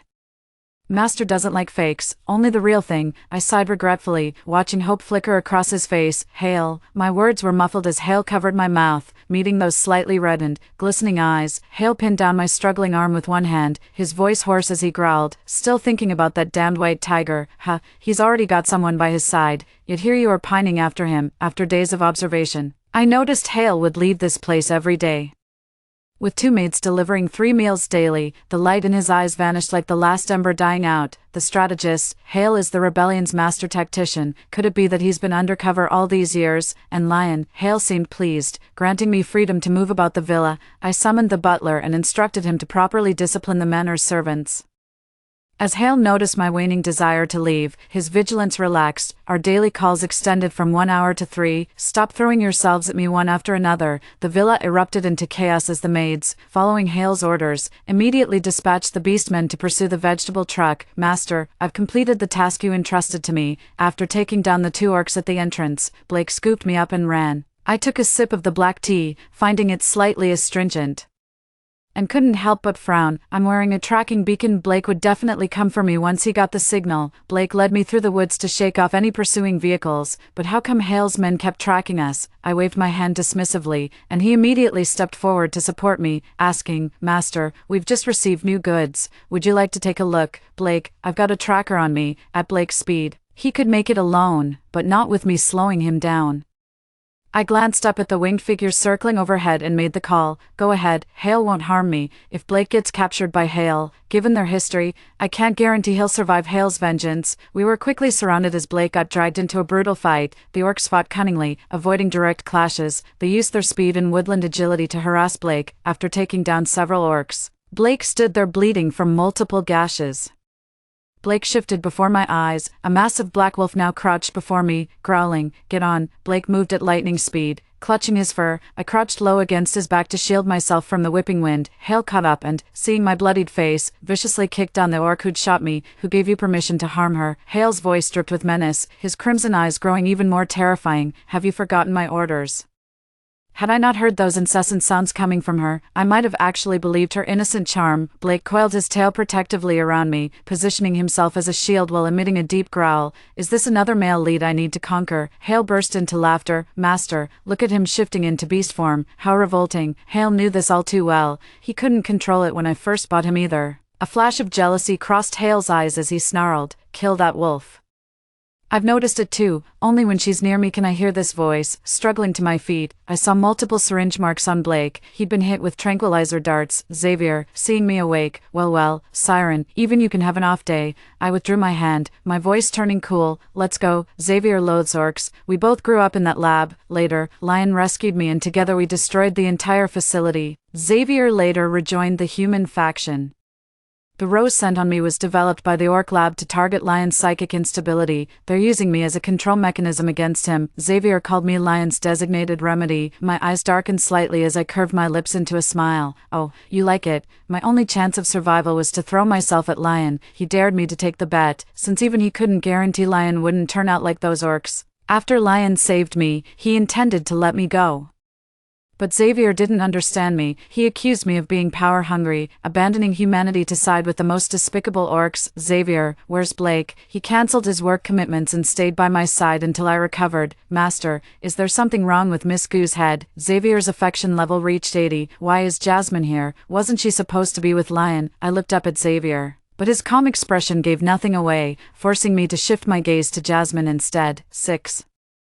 Stuttering slightly as she looked at Xavier, she asked, "Brother, who is this lady?" Xavier arched an eyebrow. "You don't recognize her?" Jasmine forced an awkward smile. "Oh dear, my memory's failing me. Sister Siren, long time no see." The moment I stepped inside, a graceful figure rushed toward me and clung to me desperately. After Xavier left on business, he had Jasmine keep me company. "Miss Jasmine, you must have so much to tell me, don't you?" I coaxed in a hushed tone. "Shall we continue in your room?" She said she couldn't stand those beastmen in Lion's territory always staring at her. "Yes, exactly what you're thinking. Lion is pure evil, Sister Siren. He's deceived you," Jasmine said with agitation. I smiled and ruffled her soft hair, wondering how she dared to covet my man. What a nuisance. I frowned and stood to leave, but Jasmine grabbed me. My gaze turned icy as I watched the figure restrained on the display platform. "Sister Siren, are you trying to save him?" "Human pet shop." "Jasmine, those pretty faces attracted quite a few aristocratic beastmen customers. Get me in touch with Blake, please." They were forced to strike various poses, all to showcase their most flattering angles. "I know Blake's still alive. Xavier must have stashed him somewhere else." I saw the trembling girl with tears in her eyes, her lips parting slightly before she finally averted her gaze. "The Human Alliance won't tolerate beast folk. Xavier cut off my outside communications, but Jasmine can still reach out. I never intended to hide it from Xavier. I knew I couldn't keep it from him. "Xavier, I'm leaving. Would you walk me out?" "Siren, is there no other way?" His lips pressed thin, the words finally escaping him as if dredged from his very soul. I stepped forward and pulled him into an embrace. "Xavier, we each have our own path. No regrets once chosen." "System, do you really think I can succeed?" "I used Lion to acquire quite a few humans." I raised my eyebrows in confusion as the voice abruptly cut off. "If even Xavier knows about this, then Lion must be." Blake arrived swiftly and escorted me all the way to Lion's military camp. No wonder Jasmine said she couldn't stand that place. Every beastman there was eyeing her like prey, keeping her on edge all day. The moment I stepped into the military camp, Lion got the message and carried me all the way inside. Lion's physical injuries weren't that severe, it was mostly a mental energy issue. "Your Excellency, I was wrong," the serpentine creature pleaded, kowtowing desperately. Lion's jaw tensed, his gaze turning glacial as an aura of terrifying pressure radiated from him. I poked him and squinted with a grin. "Lion, mind if I take this guy?" Lion's eyes showed a hint of relief. I nearly slapped her. Has she never seen a leopard before? He dropped to one knee. "Siren, marry me." Lion was caught off guard and suffered multiple defeats. The battle remained deadlocked, but Lion's side was gradually showing signs of fatigue. "Boss, I'll take these human pets, have them delivered to my estate." Lion's sleep grew increasingly scarce each day. The pointed individuals turned deathly pale, trembling yet not daring to move a muscle. Jasmine kept contacting me, urging me to steal Lion's intel. Resistance would only invite more brutal treatment. She persistently tried to convince me to work as Lion's inside man. "You're human too. Isn't protecting humanity and Xavier exactly why you're by Lion's side? So why won't you seize this chance when it's right before you?" Jasmine's trembling voice came through the receiver. I chuckled dismissively, brushing it off. "Sis Siren, I know you're deliberately bad-mouthing humans among the beast folk to protect them. I get it, when you're behind enemy lines, you have to play along, but how long can this temporary safety last? Unless we fix the root cause, humans will always remain the beastfolk's playthings. Jasmine, this world can't be changed." After a long silence, Jasmine spoke. "Sister Siren, someone has to step up if we want to change this world." I gave her a meaningful glance, catching the fleeting guilt that flashed across her face. Lion captured Jasmine. I later learned she was the one who convinced Hale and Xavier to form an alliance. I'm marrying Lion. Blake asked me if I'd ever had second thoughts. I never believed Lion could lose. I'd seen him in his youth. Godlike, how could such a man ever fail? Lion carefully took my hand as we walked down the red carpet. Suddenly a beast man in a black suit leaned in to whisper something to Lion, whose eyes instantly turned icy. On our wedding night, after our passionate consummation, I watched the sleeping Lion before quietly rising from our bed. You came, Jasmine whispered, her face deathly pale with dried blood staining her clothes. Today was my wedding with Lion. Jasmine let out a tearful laugh, droplets spilling from the corners of her eyes. I tilted my chin with disdain. Boss, you dare showcase these inferior humans, Sister Siren. I can't hold on much longer. I'm dying. Her voice faded to a whisper, gripping the girl's chin. I examined her before clicking my tongue and shoving her to the ground. Thank you, Sister Siren. You're such a wonderful heroine. No wonder your place can't compete with the pet shop next door. Jasmine stared at me in stunned silence. The boss's expression darkened momentarily. I wiped the tears from her eyes and said, go home. This world is no place for a jasmine flower to bloom. Don't you know rarity is what makes things worth displaying? Putting everything out at once just creates clutter. Honestly, you'd do better keeping these locked away. Gazing at where Jasmine had vanished, I whispered in response, all right. After Jasmine's disappearance, Lion's experimental drug failed too. The system tweaked my rose-scented pheromones, making Lion utterly dependent on me. With Lion by my side and the system's support, I gradually consolidated my power. The boss studied me thoughtfully before presenting the card with both hands in a respectful gesture. Is this pressure to your liking, Master? Hale knelt beside me, massaging my legs, eyes shining with eager anticipation. Lion remains my steadfast protector as always. Hale has resumed his role as my attendant. Blake continues to serve as my personal bodyguard. Xavier provides political backing for me. 7. Though the world can't be set right overnight, more and more people like Jasmine will emerge in the future. The invitation card from the boss was for VIP seating. The seats offered a prime central view. I casually glanced sideways before fixing my gaze on the central auction platform. A gilded cage rose onto the stage, revealing a fox-eared boy curled up inside, his 3 fiery tails wrapped protectively around his bare form as his vulpine ears twitched nervously. The auctioneer's introduction sent an electric buzz through the crowd.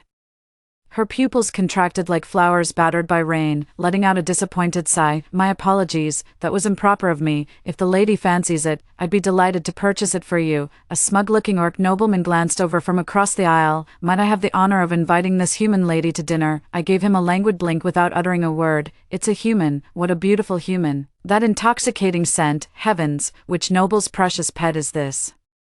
The orc noble's face instantly darkened, revealing his true nature, a cold-blooded and vicious snake man. The mirth vanished from my eyes as I spoke. I detest being threatened more than anything. How dare a slave rebel? The snake man's bodyguards swiftly closed in. Chaos erupted in the arena as the beast men spectators who were just watching the show now fled in panic. He fought with increasing ferocity, as if impervious to pain.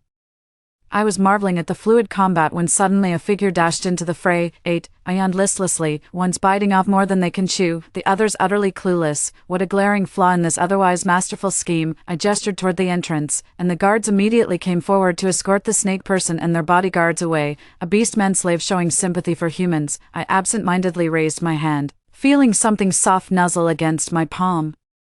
I won't develop feelings, Master. You needn't worry. How could my most prized creation be so easily claimed by another? News of the auction spread like wildfire through the city. He'd usually be back in our chambers by this hour, yet there's no sign of him now. Stepping outside, I caught sight of a pure white figure downstairs. I couldn't help but chuckle. After all, it's the anniversary of his parents' death. I once offered my heart with bare hands, only to be met with icy thorns that left me bleeding every time I reached out. The moment she approached, that annoying mechanical sound reached my ears again. Angry, he hovered above me, toying with a strand of my hair. When I ignored him, he pressed closer, sliding an arm beneath my neck to tilt my face toward his. 9. Our entangled figures rose and fell until he tacitly let the matter drop. When the beastly servant sought my instruction, shock outweighed my anger. It was like taming a willful, untamable pet. I waved it off. Just some pathetic clown. Summer night rains are always so intrusive. The sound of a car approached the manor, followed by chaotic footsteps. What happened? A mirthless laugh escaped me as I summoned beast servants to separate them. 10. Go upstairs. He gritted his teeth and pushed himself up from the couch, leaning his full weight against me.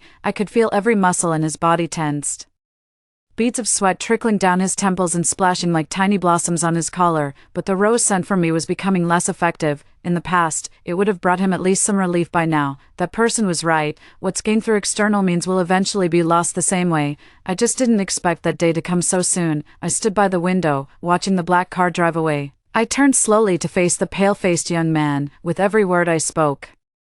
His face grew paler. "What a loyal servant you are, 11, I sneered and pushed him away, utterly deranged.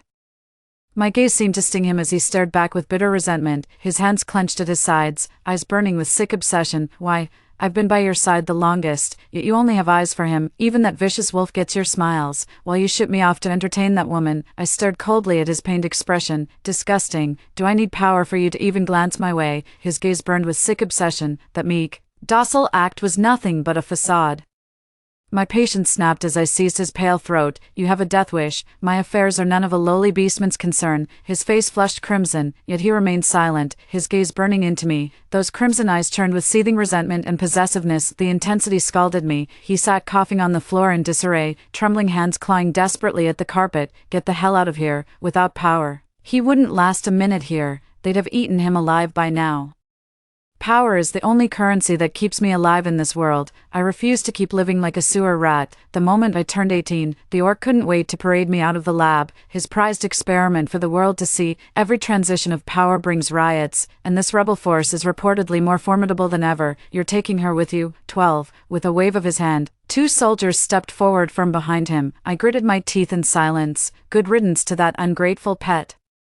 Probably dead in a ditch somewhere. The rumor mill claims I've fallen from grace and my position is precarious. What absolute nonsense. While the front lines burn with battle, these Orcish nobles can't stop meddling in other people's private affairs. Did you hear? The rebels are absolutely relentless this time. Do you think the consul might actually lose? Who the hell is that strategist? They actually breached the consul's first line of defense. Well, if it isn't Miss Rose, a slimy, slurred voice oozed from behind me. A sudden chill ran down my spine. My wounds grew increasingly severe. I raised my eyes to the orcs lurking in the shadows, my gaze darkening. The orc let out a piercing shriek as I viciously twisted the dagger in its flesh before yanking it out, blood splattering across my face. I locked eyes with that lecherous old panther, gesturing toward his groin with a bloodthirsty grin. 13. Seems he still remembers my legendary feat of castrating several orc nobles. "Hold still and bear with it," I said, pressing the blushing man back down as he tried to struggle upright. My hands traced over the muscles of his chest, moving downward as the man beneath me began breathing faster. "Don't be so tense." There, amused, I wiped the medicinal oil off my hands, recalling the day's events. The mirth faded from my eyes. "It's time to send what I have to the Luo family. Let them fight among themselves, miss. Several of our undercover operatives have been compromised."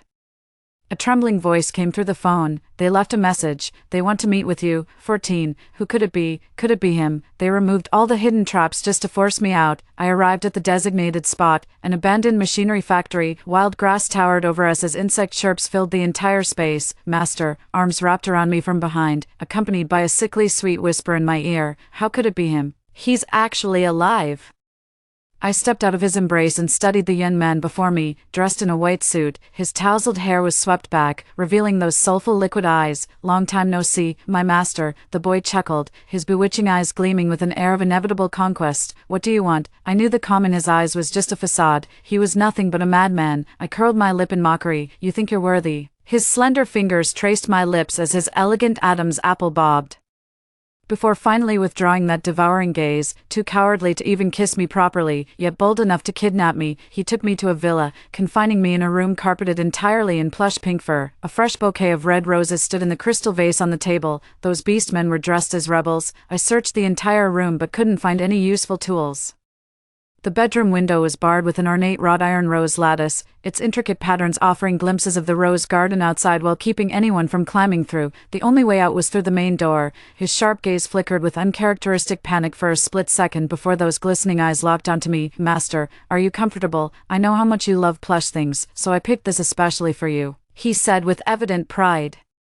I glanced at the rabbit plushie in his hand. "I don't like rabbits, master. It's time for bed." I struggled to get up and snapped, "You crazy rabbit, let me out." My momentary daze made him think he'd hit a nerve, pinning me down angrily. His voice turned dark and possessive. "I'm the only one who'll stay by your side forever. Get out." That crazy rabbit tried to sleep next to me, but I kicked him off the bed. The idiot would rather sleep under the bed than leave my side.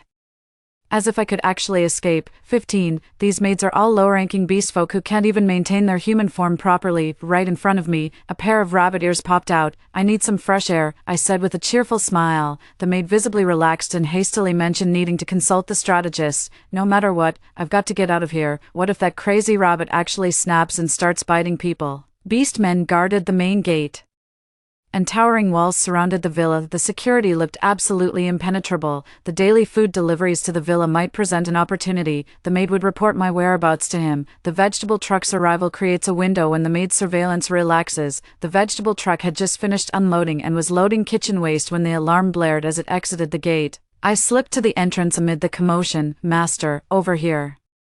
That's when they realized I was never on the vegetable cart to begin with. I'd just rigged it to make the maid think I was hiding there. A sudden realization hit me. I frantically tried tearing off the wristband until my skin chafed, but it wouldn't budge. I bit my lip. How far are we from the city? About 10 kilometers. 16. Truly worthy of a strategist. The pursuing monkey men and rat men not only dodged all tree obstacles effortlessly, but moved with terrifying speed. My apologies, master. Needles came flying at me from behind. A dense barrage hit me before I could react, sending me crashing to the ground. The black wolf dug its front paws into the ground, skidding to a halt before charging toward me. Master, the black wolf staggered slightly. I stroked his tail to soothe him. I've always despised beastfolk in their animal forms, and the estate strictly forbids any shifters from revealing their true forms. After several reprimands, I would have exiled him from the estate long ago if not for his pleasing appearance. There's no escaping today. 17. Thick smoke billowed everywhere, the tear gas stinging our eyes relentlessly. When I opened my eyes again, a familiar, refined face came into view. Did he save me? I glanced around, taking in the minimalist yet cozy interior design. I turned my head away from his sneering face. Of course it had to be him, my sworn rival, my childhood sweetheart from another life. My kin, what? Too ashamed to show your face. I always said orcs are nothing but beasts, savages, the lot of them. He adjusted his glasses with a slight push and shot me an icy glance. Now that you're back, focus on recovering. Don't go back to those orcs. 18. He's always been clever and resourceful. Back in the lab, he helped me avoid countless punishments and protected me all along. Even my escape that day was orchestrated by him. He was the one who revealed that truth to me. But the rose fragrance proved defective, just a half-finished prototype, so they decided to sell me off instead. But my gamble paid off. But I made a decision. I would follow him, the supreme ruler of the empire. At just 24, he was ruthless in his judgments, purging the empire's parasites, commanding the orc armies and holding the empire's fate in his hands. He was every noblewoman's dream. With a single word, his power could annihilate the orcs who tormented me for over a decade. Reducing that inescapable laboratory fortress to rubble, I will follow him. I will become the woman by his side. We parted on bitter terms. When we met again, he had become the leader of the Human Alliance, while I was betrothed to the Imperial Chancellor. At the banquet, he was aggressively confrontational, publicly severing ties with me without sparing my dignity. Ever since then, he never missed an opportunity to mock me whenever we were in the same room. Everyone knew the consul's fiancé had taken the orc side. Those cool eyes blinked once, their long lashes veiling emotions I couldn't decipher. Dead. I pressed my lips together and turned away. He stood up, the man beneath the light like snow-capped mountains, aloof and untouchable. Those piercing eyes behind the glasses seemed to see right through me. Get up and eat. Nothing escapes his watchful eyes. He knows me better than anyone. As I stepped into the restaurant, a faint familiar aroma drifted by. Brother, you're finally here. I'm practically starving. Ugh. The saccharine voice cut off abruptly, her face frozen in horror as if she'd seen a ghost. A familiar voice followed. 19. I burst out laughing. That brother sounded like a clucking hen. We both saw through her act but played along. Let's eat. He actually trusted me not to mess with her. Those people come daily to drain my blood. He knows. He wants to use it for some pharmaceutical concoction. He's wounded, and I escaped, without my blood. Let him suffer, serves him right. A glint of vengeful satisfaction flashed in her eyes. I thought you despised beastmen. Her eyes held emotions I couldn't decipher as she murmured to herself, if there were a chance for orcs and humans to coexist peacefully, would you be willing to give everything? She let out a self-deprecating laugh. How could orcs and humans ever live in peace? Her head snapped up in surprise. What did you just call me? 20. He rushed back breathlessly, and at my words, his breathing hitched abruptly. Rarely had I seen him so vulnerable. Back when I left before, his eyes had burned more with anger and wounded pride. The man in a coffee-colored trench coat stood tall yet trembling slightly, his broken whisper fading into the air like dissipating mist. It was me who sent you to him. This is all my fault. He gave a bitter smile. masking his earlier vulnerability as he said, "Just go. You know I've never turned you down." His pale, icy fingers traced my face, eyes brimming with unrestrained longing. "Thank you for everything you've done for humanity." My head snapped up. He knew everything. 21. The camp was heavily guarded, with an oppressive atmosphere hanging in the air. The beastmen's gazes felt like they wanted to devour me whole. Though my rose scent no longer had any effect on him, he still held me while sleeping, with the medication still in development. I had no choice but to stay by his side. He had grown gaunt, yet his aura of lethal intensity had only sharpened. The battle-hardened glint in his eyes could freeze blood with a single glance. The war raged on without respite. The rebels abandoned their former lone wolf heroics, adopting hit-and-run tactics of cat-and-mouse warfare. No sooner had we regrouped than their harassment began anew. The orcs grew increasingly frustrated by this half-measure treatment, itching to vent their pent-up rage. "My beauty, let me show you some affection." The lustful serpent man, driven mad by weeks of abstinence, lost all restraint. "You looking to die?" Enraged by the provocation from what he considered mere human prey, the serpent man lunged forward. The next instant, he was hurled into the air and crashed down with a sickening thud. He pressed his lips together in silence for 3 seconds. "Don't go overboard." The serpent man immediately relaxed, his eyes flashing with disdain. "But I specialize in handling tough cases. Some fresh sashimi should do the trick." That night, each person received a slice of snake meat. None dared to eat it, none dared protest. Their gaze held even more fear when looking at me. After over a month of stalemate, victory finally came this day. That day, the military camp was carpeted with red roses. 22, I smiled. Too late for that. The rebels' defeat was just a ruse. This assault came with terrifying force. The rebels had allied with humankind. The rebel forces kept swelling in numbers, though no match for the Imperial Army in combat prowess. Their endless waves of fighters kept coming, one batch after another, with humans joining the fray. Their complementary strengths balanced the scales. While lesser orcs fought recklessly, human commanders maintained battlefield discipline. As the smoke of battle spread, orc casualties mounted, leaning against the window. I sipped my tea leisurely. I'm curious why she's so persistent. Especially since she was just trying to win him over before. Later, I overheard her conversation with the system. Turns out her mission was to win over 4 key figures in this world to restore its balance. But I refused. Saving the world never interested me. Her voice rang out with resolute strength, carrying an inspiring power. Like an ant trying to shake a mighty tree utterly futile, the powerful seek dominion, while the weak yearn for equality. This is a vicious cycle. No revolution comes without bloodshed or sacrifice. The dawn of victory will be ours one day. 23. But the rebellion failed. No matter how many troops we have, without improved quality, we stand no chance against the mighty orc empire. Everything returned to how it was before.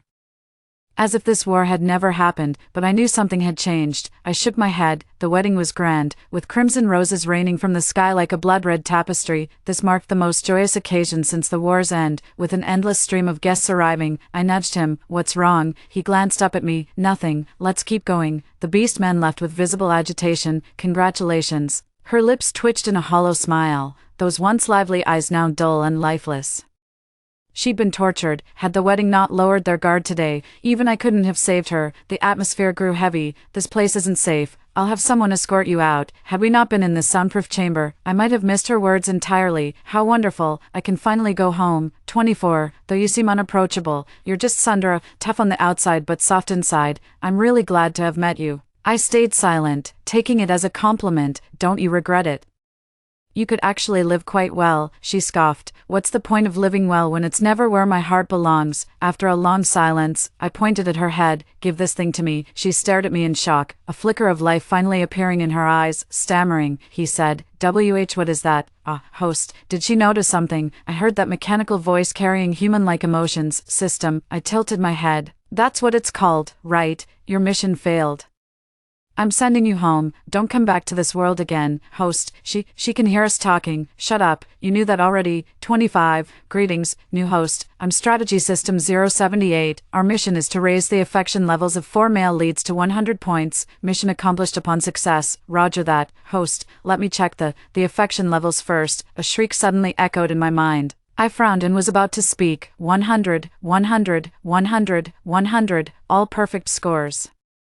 The system cackled like a honking goose. Is this system out of its damn mind too? Host, the male lead's affection meters are all maxed out. Lady Luck finally smiled upon this little system of mine. I'm so touched. Once we fix this world, we'll get the ultimate reward package. Though the system can be erratic at times, it possesses abilities I've never seen before, neither wholly good nor entirely wicked. The system revealed this was a corrupted world I'd transformed from a kind-hearted heroine into an unhinged protagonist. Though repulsed by orcs, I could only submit beneath them. My psyche became utterly twisted, slaughtering numerous orcs until the noble houses united to execute me. Doesn't matter, my heart's rotten now anyway. Let's start with the orc nobility then. They've all overstayed their welcome. The system claims these 4 male leads can boost my luck. So I've no choice but to keep them around. A day will come when this world blossoms in full splendor. Story 2, useless things should be thrown out to feed the zombies. This little one, though, should be quite tender. In my past life, my husband's family traded me for food while I was still in confinement after childbirth. I thought as long as I obeyed obediently, they would let me and my daughter live. I never expected that when I was exhausted and could no longer bring food, they would personally feed me to the zombies and devour their own flesh and blood. Your wife is so promiscuous, still hitting the gym every day to flirt with other men even when she's about to give birth. My mother-in-law's shrill, piercing voice rang in my ears, leaving me momentarily dazed. My consciousness was still trapped in the excruciating pain of being devoured by zombies while watching them tear apart my daughter. Mom, I'll divorce her after she gives birth to a son. Just endure a few more days. I'm going to work now. 1. They probably thought I was asleep, speaking without bothering to lower their voices around me. The voice of my scumbag husband Yang Chao instantly snapped me back to reality. My intact arms and prominently swollen belly all screamed the same truth. I had been reborn. In my previous life, I was a fitness trainer. It was inevitable to interact with male clients at work. But after my in-laws found out, they brainwashed me daily to quit my job and stay home to bear children. I refused to live a life of dependence and kept putting things off, but as a result, my mother-in-law spread vicious rumors everywhere, calling me a promiscuous woman who flirts with men. After giving birth to my daughter, I suffered from severe postpartum depression. Not only did that scumbag's family show no concern for me, they even suspected the child wasn't his, claiming I'd ruined their son's lineage.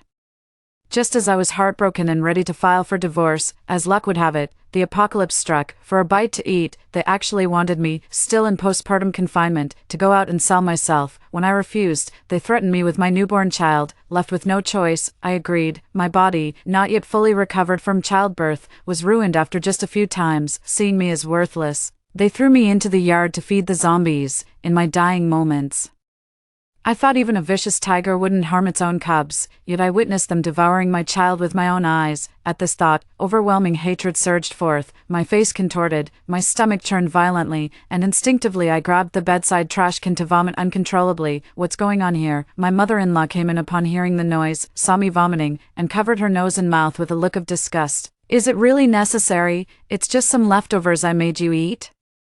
Why so dramatic? Is my grandson okay? Seeing my mother-in-law, my eyes filled with hatred, remembering my daughter's tragic death before my own demise, I vomited even more violently. My mother-in-law couldn't stand the smell and left after fussing over her precious grandson for a bit. Seeing her gone, I emptied my stomach again, finally having a moment to think, placing my hands on my heavily swollen belly. The little one took the chance to move, and my eyes involuntarily welled up with tears. I had been reborn, truly reborn, 1 month before giving birth, which was 45 days before the zombie outbreak. Thinking of all the despicable actions of that scumbag and his family, hatred burned fiercely in my heart. I clenched my fists tightly, letting my nails dig into my palms. Only the pain could keep my mind somewhat clear. Perhaps sensing the shift in my emotions, the baby in my womb stirred again. About this child, a flicker of conflict passed through my heart. Having already tasted the joy of first-time motherhood, how could I possibly bring myself to abort a baby so close to birth? Gently stroking my belly, my gaze turned resolute. In this lifetime, I will protect you and ensure you grow up safe and sound. After calming down, I directly messaged the scumbag, using stomach discomfort as an excuse to return to my parents' home for pregnancy care for a while. Ironically, the scumbag's family had me take a gender test at some shady clinic, and the results showed it was a boy. My mother-in-law, who never liked me much, is now putting on a full show of affection for the sake of her precious grandson. After I gave birth to a daughter, instead of questioning the clinic's faulty techniques, she accused me of cheating, claiming that's why her grandson disappeared. I packed 2 full large suitcases, originally intending to take everything I could. but gave up the idea fearing they might get suspicious. My mother-in-law made some sarcastic remarks before I left, but she was secretly relieved not to have to serve me anymore. My home is far from the city, on a small island surrounded by lakes on all sides. The only road leading to the island was just built by the government in recent years, but even after the bridge was built, the island's development projects kept being delayed, so all the young people left, leaving only some elderly residents in many abandoned houses. My father's ancestors have lived here for generations. He planted trees his entire life and refused to leave, living an almost isolated existence here with my mother. The last time I went back was before I got pregnant. Seeing me return, my parents were somewhat surprised. Looking at them, memories of my past life flashed before my eyes. I could no longer control my emotions and threw myself into my parents' arms, weeping bitterly.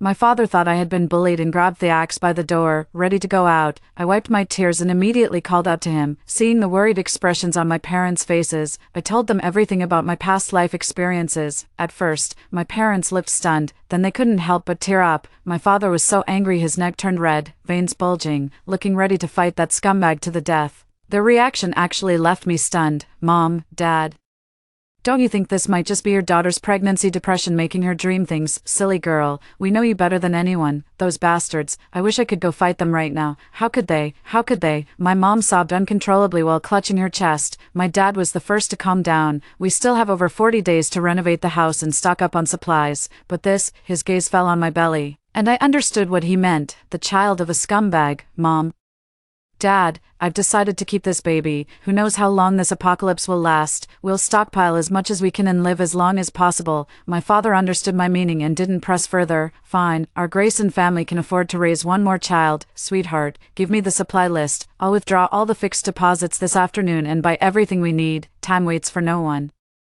I directly printed out the doomsday stockpiling supplies I found online and handed them to my dad, instructing him to first rent a large truck, then lease a warehouse on the other side of the bridge to store the supplies. Better safe than sorry. My dad was pleased with my maturity. While he went out to stockpile supplies, I quickly asked my mom about the current situation on this island, due to a lack of labor force. The island now has only about a dozen households left.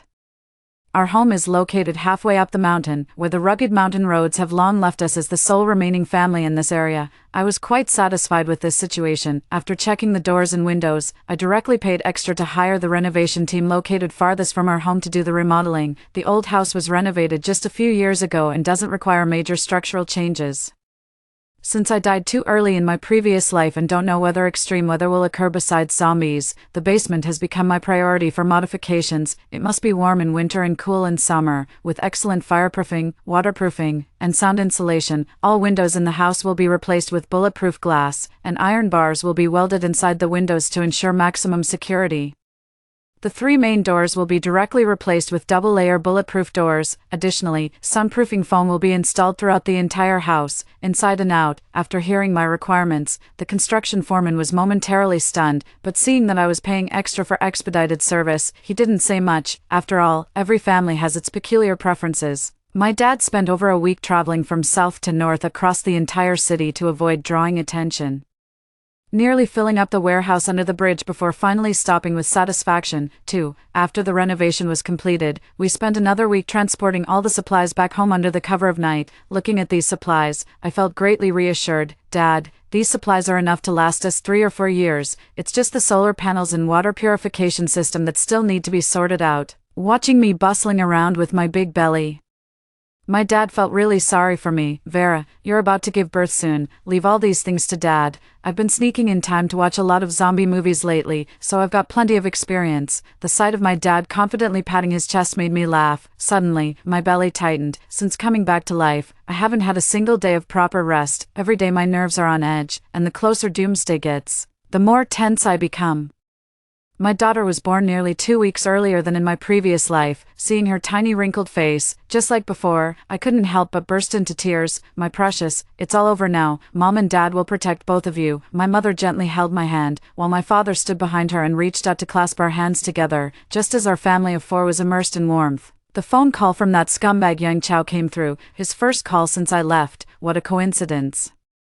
As soon as I answered, Yang Chao's roaring voice blasted from the phone. "Vera, you bitch, did you cheat on me behind my back? How the hell is my son gone?" Before I could say anything, my parents' expressions changed. I quickly waved them out. The plan couldn't be disrupted before it even began. "Honey, where did you hear that? How could I possibly do such a thing? How couldn't you? Just now. Your sister who works at Renai Hospital called me saying you gave birth to a worthless girl. If it weren't for her, I wouldn't even know you'd delivered," Yang Chao roared angrily. I could easily imagine his expression must be exactly the same as when he pushed me away back then. Clenching my fists, I pretended to be casual. "I did have a baby girl, I just hadn't gotten around to calling you yet." "Fine then, Vera, you're admitting it. The blood test back then clearly showed you were carrying a boy. You got rid of my son," Yang Chao roared. I sneered inwardly, but kept my expression neutral. "Honey, that small clinic never seemed reliable to begin with. I only got that test done to make Mom happy. Darling, I love you so much. How could you say such things to me?" Putting on a tearful act, I cried with pear blossoms bathed in rain delicacy. "My mom said you wear those tight leggings at the gym, shaking your ass every day to seduce people. You damned woman ruined my good son." The emotions built up. The setup was almost complete. I took a deep breath. Fine, Yang Chao, since you already think of me this way, let's get divorced then. Our daughter stays with me." The person across froze for a few seconds, probably not expecting me to agree so easily. After all, this scumbag had wanted to dump me from the start to marry his mistress. In my past life, after giving birth, his entire family hurled abuse at me. I always thought it was because they favored boys over girls. I originally planned to return to my parents' home after the postpartum month and divorce that scumbag, but I never expected to die in the zombie apocalypse. When that scumbag pushed me out, he kept cursing at me, revealing many things I hadn't known before. He firmly believed his mother's words that I was a promiscuous woman who had long found my next partner outside, but they just didn't expect me to get pregnant. He endured humiliation for 10 months solely for the son in my belly. After all, his mistress outside was also pregnant, but tests showed a girl. He planned to drive me away after our son was born and let his new mistress become the boy's mother. That new mistress had been openly living right across from our home all along. After being pushed out the door, I desperately ran through the horde of zombies to catch one last glimpse of my daughter. When I reached the courtyard, through the floor-to-ceiling window, I saw that big-bellied woman sitting in my spot, sharing my daughter's flesh with that group of people, suppressing the stomach acid rising in my throat. I looked at my long-lost daughter beside me, my eyes filled with hatred for that scumbag's entire family. "Divorce, you're the one who said it. If you want a divorce, don't even think about taking a single cent from me." Yang Chao's voice carried a hint of urgency and delight. "Yang Chao, if they could misdiagnose the baby in my belly, could they have misdiagnosed the baby in someone else's belly too?" I said something completely irrelevant, yet it struck a chord in his heart. The checkups for me and his mistress were done back to back. If a girl can become a boy, then surely a boy can become a girl too. Suppressing his wild joy, he continued putting on an earnest performance in front of me. "Why are you suddenly bringing this up?" I didn't answer him and went on. "Yang Chao, let's not make our divorce too ugly since we were once husband and wife. I don't want the house or the car, just 200,000 in cash as child support." I hadn't even finished speaking when Yang Chao exclaimed in shock. 200,000, Vera, are you robbing me? You know perfectly well what you've done outside. I don't want the house or the car, just 200,000 in cash. If we go to court, the marital assets plus alimony would amount to much more than this. Both the house and car were purchased just 2 years ago, so he should have exactly 200,000 in cash on hand. The housing market is sluggish at this stage, and whether it can be sold before the apocalypse is still a question. Right now I just want to get the money quickly and stay far away from that scumbag. Can't let him keep dragging me down before the apocalypse hits. Yang Chao stayed silent for a long time. Maybe his side chick outside was too tempting, but after a pause, he agreed. I originally planned to do the full 28-day postpartum confinement, especially since there are only 31 days left before the outbreak, but recently, that scumbag's been acting out of character, pressuring me daily to finalize the divorce, even offering to transfer the money early. I made some inquiries and found out that the child his mistress was carrying was indeed misidentified in the paternity test. He's got his precious son back. No wonder he's in such a hurry. I booked an appointment at the civil affairs office nearest to the postpartum care center. My parents initially didn't want me to go, but I was eager to cut ties with that scumbag quickly, fully armed, with documents. It took me less than 20 minutes to get everything settled. As I was leaving, the scumbag and his mistress threw some sarcastic remarks my way. I sneered and fired back. "Aren't you afraid I might not show up after the cooling off period ends?"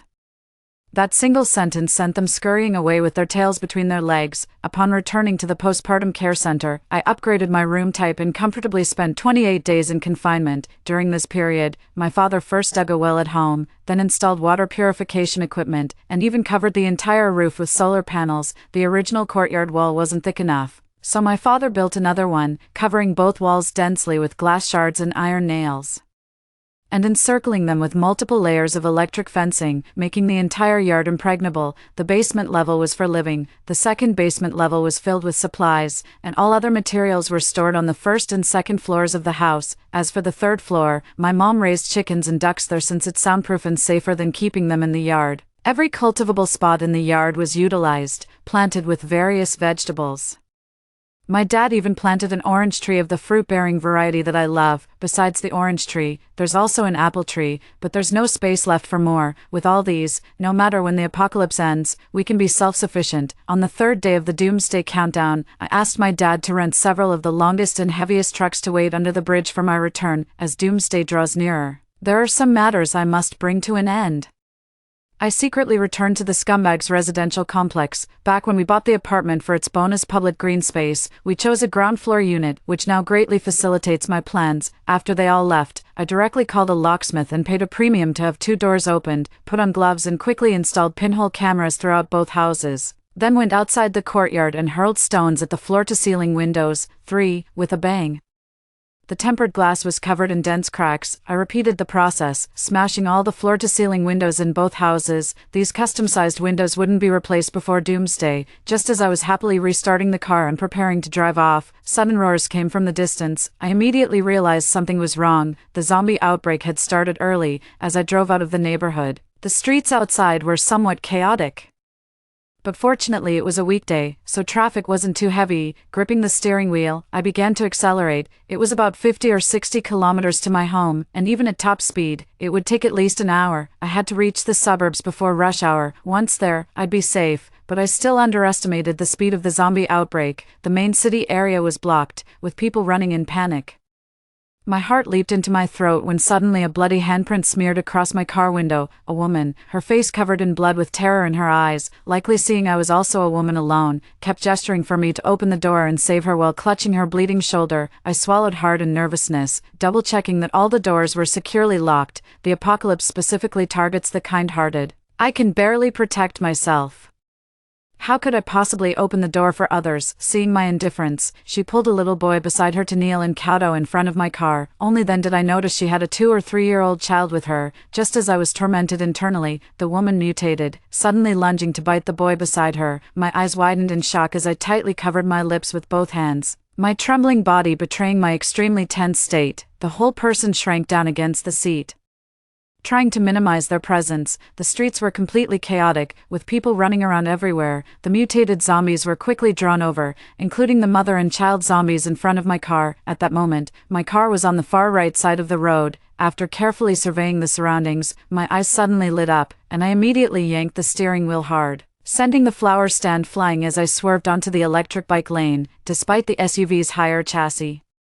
The scattered electric bikes on the ground still slowed my pace. A motorcycle had stopped less than 10 meters away from me, its key still in the ignition. The entire bike crashed into the flower bed by the main road, its owner long gone. I stopped on the other side of the flower bed, turned my phone volume to maximum, rolled down the passenger window, and hurled it as far as I could, silently praying that the fruit-branded device's quality wouldn't fail me. The nearby zombies, hearing the commotion, all rushed toward the ringing phone. After triple-checking that no zombies were near the motorcycle, I held my breath and dashed out, getting closer and closer. I kept psyching myself up internally while keeping my eyes peeled in all directions. Suddenly, a zombie lunged at me from the left side. Every hair on my body stood on end as I instinctively twisted away, narrowly escaping death. I had no choice but to go around to the other side of the motorcycle, shaking off the zombies first. Newly turned zombies aren't fast movers, their limbs still stiff. I led it in circles through the traffic. After several attempts, I finally found an unlocked car. Seizing the moment during our circling, I opened both the driver's door and the right rear passenger door, watching the few scattered zombies in the distance drawn by our commotion. I know my time is running out. I took a deep breath, steeled my heart, and directly sat in the driver's seat, as expected. That zombie also shuffled to the driver's seat position. Meanwhile, I used my speed advantage to dart from the driver's seat straight to the back row, but I didn't leave directly. I shrank into the back row trying to avoid his touch, and as soon as his body was fully inside, I immediately rushed out and shut all the car doors. More and more zombies began moving toward me. Not daring to delay any longer, I dashed straight to the motorcycle. The motorcycle was heavy, but more than that. I wanted to live, to see my child and parents again. My previously exhausted body erupted with unprecedented strength, lifting the motorcycle in one go. Moving the motorcycle wasted some time, and the zombie horde was getting closer to me. I quickly tried to start it. Fortunately, this motorcycle was in working condition. The roar of the motorcycle engine sounded, attracting all the surrounding zombies. At this point, I couldn't care less. My mind had only one thought: faster, faster, even faster.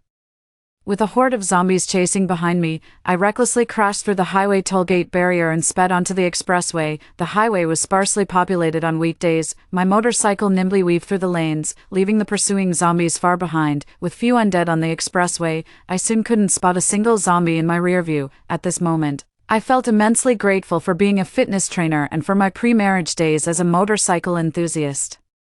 The expressway led straight to the suburbs. After exiting, I reached the Cross Lake Bridge. This area was an entirely different world from the city, still untouched by the zombie virus. Speeding down the road, I saw a large truck parked horizontally at the end of the bridge. When I clearly saw the person inside, tears welled up in my eyes, and my body involuntarily hunched over. Dad. My father had already spotted me and immediately got out of the car to greet me. Why did it take you so long?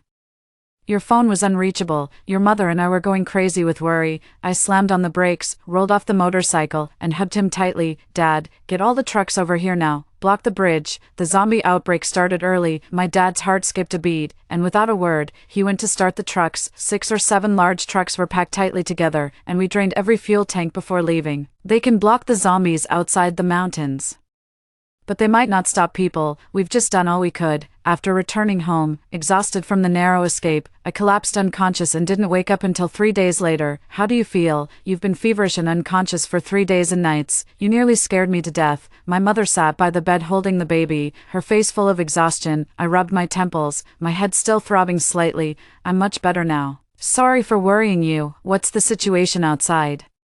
Sigh, our area is still okay, but everything's in chaos outside. The news keeps broadcasting about staying home and waiting for rescue. My father has aged considerably these past few days as he spoke in a somber voice. Don't be afraid, my daughter. The bridge is already blocked, and I've checked every corner of our home. Our family of 4 will stay safe and sound. The little one in my arms timely grasped my index finger with their tiny hand, filling my heart with tenderness. This time, even if it costs me everything, I will ensure the safety of those I love. In the following days, the tension in our family of 3 gradually eased as we focused on caring for the child. Little Aurelia has now entered the 2nd month fussies phase at just over 1 month old, tormenting me and my parents every night, leaving us all exhausted and only wanting to sleep during the day. For, after finally getting her to sleep, I had just sat down to enjoy the delicious meal my mom prepared for me when my phone suddenly rang. Seeing the scumbag's call, I answered without hesitation. After all, there's no harm in watching the drama unfold. Vera, how are you? How's the baby doing? Yang Chao's voice carried a hint of ingratiation. Everything's fine, I replied casually. A rustling sound came from the phone, followed by my ex-mother-in-law's urgent voice. Listen, Vera, Chow was immature before. Don't take it to heart. Once Kaden gives birth to a son, I'll kick her out. You're the only daughter-in-law I recognize. It's like getting a son for free. I'm only thinking of what's best for you. Listen to how she makes it sound like she's considering my best interests. So I should thank you then. We're family. No need for thanks. Grandma thought I was still as easygoing as before and continued without pause. Vera, some heartless bastard smashed the windows here, and we've had to hide in our rooms these past few days, too scared to go out. We're almost out of food. It's fine if us adults go hungry, but your son shouldn't have to. Right, my son, this old woman is really something. Hearing my response, the mother-in-law seemed to have grabbed a lifeline, her tone somewhat excited. Vera, I knew I wasn't wrong about you. Here's what, come pick us up today and bring some food and drinks. Your dad and I are so hungry our stomachs hurt. Stomach pain. How wonderful. MHM. I continued responding. All right, Mom won't disturb your packing anymore. Hurry over, we're all waiting. I absent-mindedly hung up, blew on the soybean and trotter soup, and took a sip. The beans were tender and delicious, the trotter meat delicate and flavorful. So fresh I could have swallowed my own tongue. As for that scumbag's family, Let them wait, though I wonder which one they'll be waiting for first. Watching the clowns perform their ridiculous antics on the camera feed, a cold smirk curled at the corner of my lips. The world outside is only descending further into chaos with the zombie outbreak, where human nature will be laid bare in the face of scarce supplies in the undead. Using a burner account, I posted in the chaotic property management group, "Help.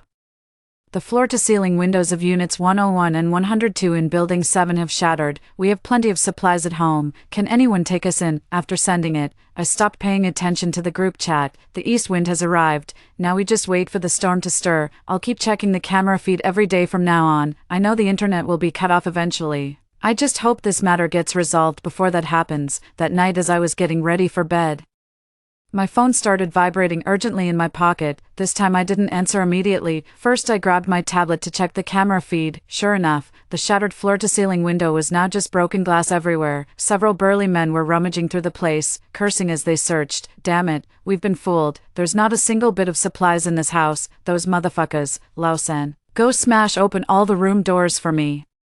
The man called Lausen immediately started bashing the door handles with a baseball bat, creating loud banging noises. When the phone vibrated for the 5th time, I mercifully answered it. Before I could speak, my mother-in-law's trembling voice came through, devoid of her usual arrogance. "Vera, where are you? Your son, he can't hold on much longer." A loud bang outside the door startled her so badly she nearly dropped her phone. Yang Chao snatched it from her hand. "Vera, can't you ever be reliable? If you don't come get me now, you'll regret it. Boss, someone's in this room." Yang Chao's roar successfully attracted the person outside the door, scaring him pale. I started gnawing on duck neck with great interest. This was way more exciting than watching variety shows. Yang Chao quickly lowered his voice. "Vera, it was all my fault before. Come back, and we'll be just like before. I've always loved only you." Well, that was kinda disgusting. Even the duck neck in my hand lost its flavor. The door lock was broken, and I kindly hung up the phone. On the screen, the Yang Chao family looked deathly pale, with no one noticing Caden curled up in the corner, clutching his stomach with blood pooling beneath his legs. "Damn it, you want to die and drag us down with you."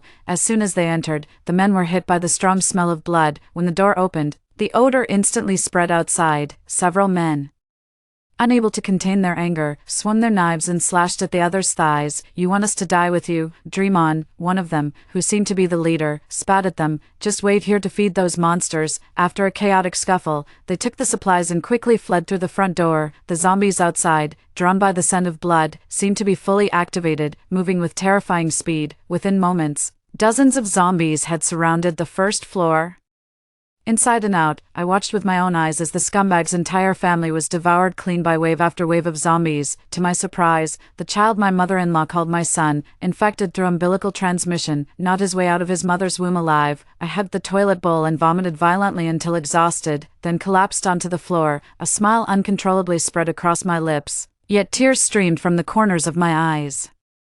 My heart swelled with exhilaration witnessing it all, until that final child made me recall my daughter from the previous life. I might be sick at heart. The internet signal completely disappeared 1 month after the zombie outbreak. Fortunately, my daughter's presence keeps me and my parents busy every day. The busy days have lifted my spirits considerably, gradually burying those negative emotions in the deepest corners of my heart. 5. Unknowingly, another month has passed, and the island we're on remains calm and peaceful. Little Aurelia just learned to lift her head, and my parents are full of amazement watching her. Our Aurelia is simply amazing. She mastered lifting her head in no time. My mom's praise was flattering. It only took her a few hundred attempts to learn it. Of course, just look whose family this is. My family's all top-notch. My dad grinned, his eyes crinkling. Bang, bang, bang. Knocks echoed from the courtyard gate. I glanced at my dad, and my mom immediately clutched the child nervously, retreating to the basement. My dad and I stepped into the yard as the knocking at the gate persisted. "Grayson, you home? It's me, Bodhi." My puzzled eyes and tense posture clearly showed my nervousness at that moment. My dad patted my shoulder to send me inside, then grabbed a shovel and went to the gate. After exchanging a few words with the visitor, he came back. My mom held the child nervously while looking at my dad. "What did they say?" My father frowned and said solemnly, "Bodhi mentioned that his son in the city contacted him a few days ago saying he was coming back and asked him to pick him up. The signal has been lost these past few days, and Bodhi wants to go to the city to check." My father looked at me. "But we've blocked the bridge, and Bodhi can't get across with his bad leg, so he wants me to help." Didn't you tell him about the situation outside? His son might be. My mother hesitated. Sigh. I told him everything. Bodhi had his son late in life. He's his only precious child, and he insists on going to see him no matter what. My father sighed. There were already few people on our island, and since the zombie outbreak happened during work hours, the island became even more deserted. My mom got a bit agitated. You know exactly what's happening outside, and you still plan to help.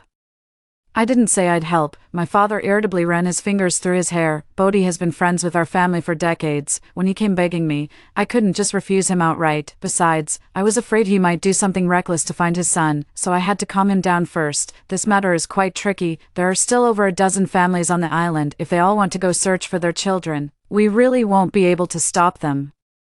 Before we could come up with a solution, Bodhi showed up at our house the next day with several people in tow. My father was afraid they'd see what was happening in the yard, so he went out alone to talk with them. Soon after, I heard arguing and fighting in the yard. I quickly told my mom to take the kids inside and lock the doors and windows. While I rushed out with a large sickle, my father was knocked to the ground by a punch from Bodhi. Outside, some were trying to mediate.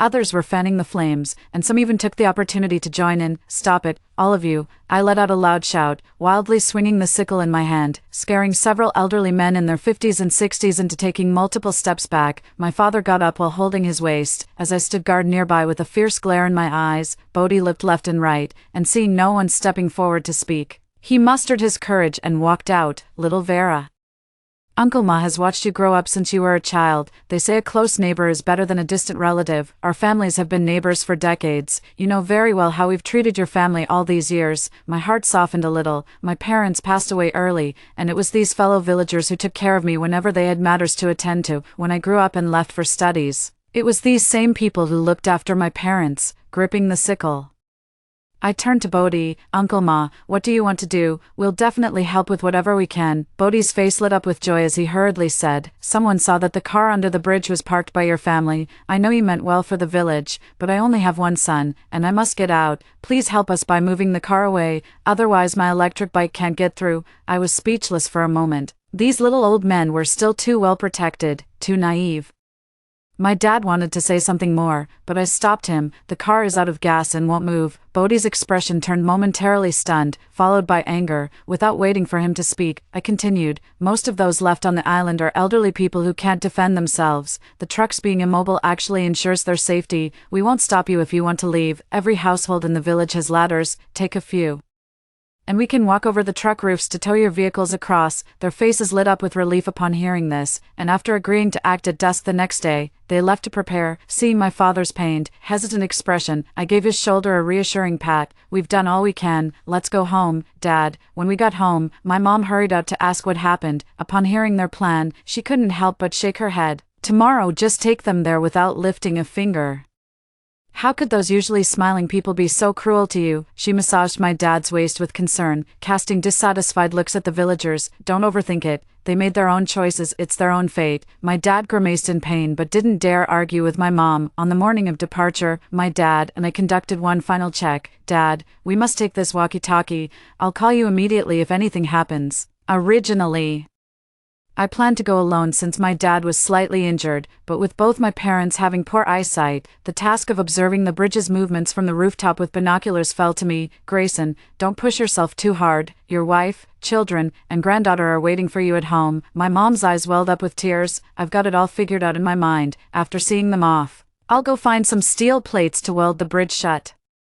I stared at my dad and laughed, truly a father's instinct. My dad joined them, and the group rode off on their electric scooters toward the underside of the bridge. I held the binoculars, keeping a close watch on the movements both on and under the bridge. Several large trucks hauling containers were haphazardly parked under the bridge. Just like before, the entire bridge was completely deserted, not a single person or vehicle in sight. This was precisely why I agreed to let my father see them off. 6.